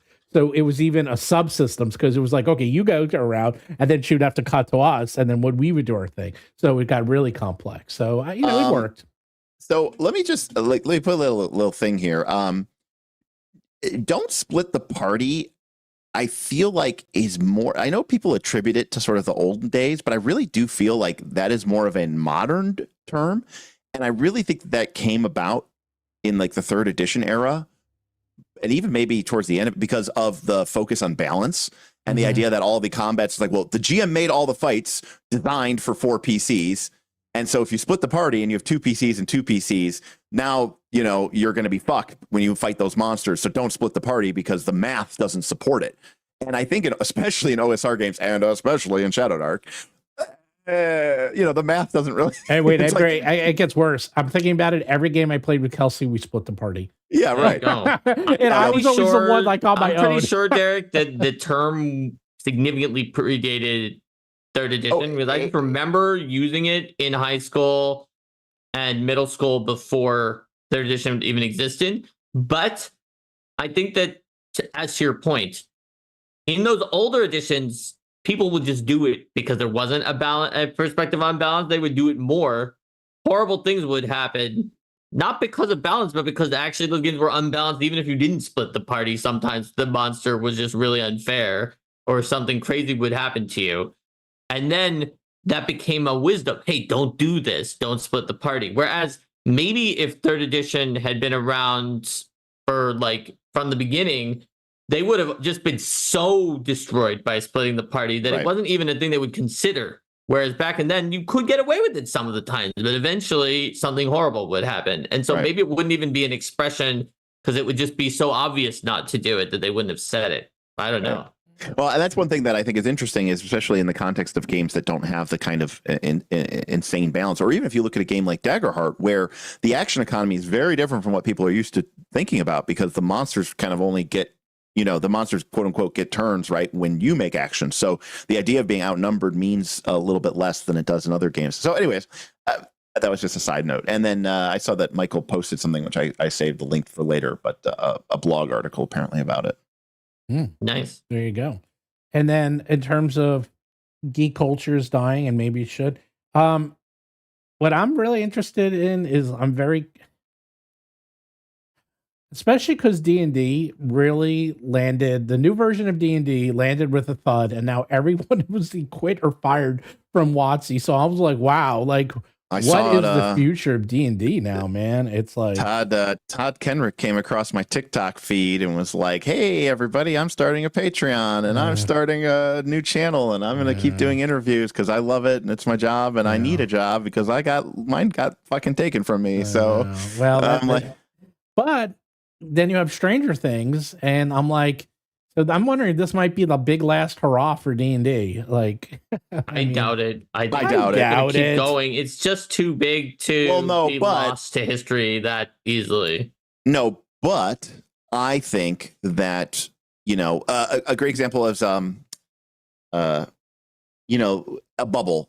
And you never know you're in a bubble until you're outside of the bubble. And like, there's this idea of like things are going to be like this forever. And you just assume that this is the new normal. And my example of that was the OGL scandal. And I remember, not me, because I didn't make any videos about it, but I remember there were a lot of creators who were like, suddenly for the first time ever, they were getting hundreds of thousands of views, you know, on their videos. And I think they kind of thought, oh, this is it. You know, I finally made it. I could be a full-time content creator. And then, you know, within 6 months, you know, those views had gone away and the reality came back to normal. I think the truth of the matter is for the last, you know, 6+ years, we've been in this unlikely confluence of events where you had, you know, Critical Role, Stranger Things, COVID, this, you know, version of D&D aligned with the signs of the times that just kind of led to this massive upswelling of interest in the game. And, you know, the planets aligned and everybody was playing D&D and talking about D&D, and D&D was part of the zeitgeist. And now, you know, the planets are returning to their orbits. And as a result, I think that that alignment has sort of started to shift. And we're not that we're crashing. I think we're just returning to a baseline where D&D isn't as much a part of the cultural norm and cultural zeitgeist as it used to be. As we've said, you know, Stranger Things is in their final season, and, you know, COVID is a distant memory. And so, like, I just think that some of these things is more of like a return to normal rather than a crash. So this is also a parallel to Steven's thesis on nerd culture or geek culture, right? This thing you're saying for D&D is the same thing. Is that it's there was a crest, and now it's going down because it got really big, but that means there's somewhere to fall. And I think that either of these things, they're not going to fall into death, right? They're not going to be gone. They just won't be as big as they are now. Yep. A good question. Would Steven, Mark, or Derek work for WoTC these days? I will take that answer. Yeah, but I'd have to be in charge. I mean, I mean, yeah, but I would have to literally have a position like not in charge of all of WoTC, but do you want, like, what was it, Jess Lanzalo, like the no, I'd have to the vice president of higher. I'd have to be like higher. Yeah. Okay. You don't want me lower because I will make your life hell. Like, there you go. Yeah, I mean, if I was in charge or at the top or near top of D&D, I mean, I work with boards all the time, and I work with the C-suites constantly. I've worked with those type levels. I don't work well lower than that. I'll leave it at that. I just don't. You guys know me well enough. It's because you do so much, and so I can imagine. No, he just doesn't like being told what to do. I can imagine Steven just getting things done and then chafing because the people above him hemmed and hawed and they didn't approve things and they didn't let him do stuff. And he's like, I want to work 80 hours this week and get this stuff done. What's the quote? What do I do? I'll always be closing. No, the other one. What do I do? Oh, get always shit done. Escalate. I get shit done. Get shit done. Oh. What about the always escalate? That too. That's the. Oh no, we had that too. No, that could be something in a company if you're always escalating. Well, you don't want to escalate. You wouldn't want someone to that's be. That's for an adventure. That's you. Not for real life. You don't want to be escalating in real life. I get enough of that. No, I mean, it's just because I work really, really hard on stuff, and it's hard for me to get constrained, and that's why I do better in positions being in control, in charge. Because I'd rather, also, not everyone wants that. That's the other thing. It's like, there's a lot of people who don't want that. It's I don't want to say it's rare, but I think it's pretty rare. I think people want to be in charge, but they don't want the responsibility. They don't want to deal with the crap. And that's pretty common, I think. But I don't mind it. I like that. In fact, I get off on it. I like the being in charge, and You know, I mean, like this whole thing with Diamond, I'm not thrilled, but you don't see me sulking here. I mean, yeah, you're a very, very optimistic person who's just like, okay, we've taken our licks, we've taken our scrapes, we're gonna get up off the ground, and we're gonna go, we're gonna rock on. I appreciate that as someone who can sometimes. I also like when things like the OGL happen, I'm like, oh my gosh, we have to do something. I always want to do something because if I feel like I'm just powerless and I can't do anything, that feels worse than doing something. But even though I feel I have to do something, I do act, I can also feel kind of pessimistic at the same time. So I appreciate your optimism, Stephen. But if I was in charge of D&D, I would hire Mark, I'd hire Derek, I probably couldn't hire Kelsey anymore because she's too big. But no, What would you hire Derek for? Don't hire me. I'm not a game designer. You wouldn't be in charge of game design. You'd be the hype man. Okay, well, I don't know. I don't know if you want me to be your hype man. I'll be like, so my company just released this book, and I gotta say, I'm very disappointed with this. I just don't know. You know what? The best broadcasting team in all of sports is the SNY team for the Mets, Keith Hernandez. And the reason is because they tell it like it is. They rip on the Mets more than anyone else. And that's why people love them, because they tell it like it is. I'd rather have someone, and they work for the Mets. They work for SNY. So you'd have Derek going out there doing PRs like, should you buy our new book from Wizards of the Coast? No. I'm Derek Melenda from Wizards of the Coast. And my answer is, no way. Yeah, but you know what? And then you would just want Derek to do that? But I want him to be honest. In charge at WoTC? No, because if you're going to be honest, because like we're honest, I'll give you a perfect example. You have to go in 3 minutes. Okay, 3 minutes. So this will take 2. We are working on Release the Kraken, our new adventure that we worked really hard on. We had play testers playtest it for a month. It's a very long adventure. And the results were not great. They did not really love it. So what did we do? We tore it to pieces and we're rewriting it because we redid large sections of it because people were saying that they wanted a role for combat adventure, not something that was closer to what they already would expect from other publishers. They wanted extra detail. They expected us to put in more content, like conversations for the NPCs, make sure things went on track, and we did. We added those on. We redid encounters to make them better. But I see what you're saying, Stephen, of like we tell it what it is, because like even like I sometimes go on there when people are talking about Jewel of the Indigo Isles. I'm like, I love this adventure, but you're right. That one part of it is kind of a weak point. Here's what I would do about it. And some companies won't do that. They would just be like, no, everything is great about it, no matter what, 100%. I know. I hate that you don't like, I like the speech, but I said in there, you don't have to give the speech. The speech is there. That speech is so long. It is so and long the PCs that it's there for interrupt context. Just put it in your own words. You don't need to read it verbatim. It's not there for verbatim. I even wrote that in there, that it's there for context, because there's no good way to present that. Maybe I would do it as a sidebar in the future. I don't know. It bothers me when you say that, because that's one of my favorite parts, and that's your least favorite part.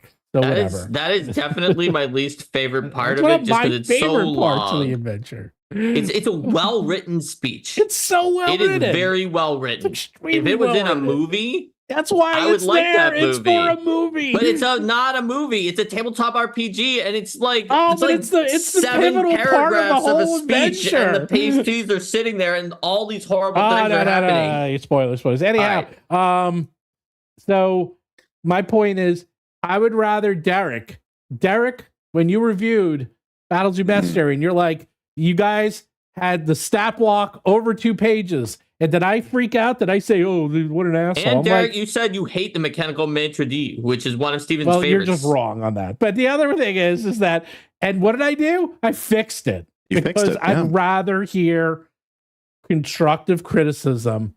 And he backed your Patreon, because he was like, this is a guy who tells it like it is. Yeah. And I appreciated what I heard. And in fact, that was the big issue with all the latest videos from WoTC, is they were so fake. Like, people couldn't take it. It was like, ugh. And you could feel the corporate, like, team speak coming off those you made videos. It through your 3 minutes, Stephen. I know, so but Derek has to leave. So that's why, Derek, geeks are very good at determining authenticity. And Right. I think you come off very authentic. There we go. So And we would have you. and just remember, in the meantime, if you want to battle Zoo, you have to roll for combat. Bye, everyone. Wow, he really has to go play. I do have to leave. So. All right.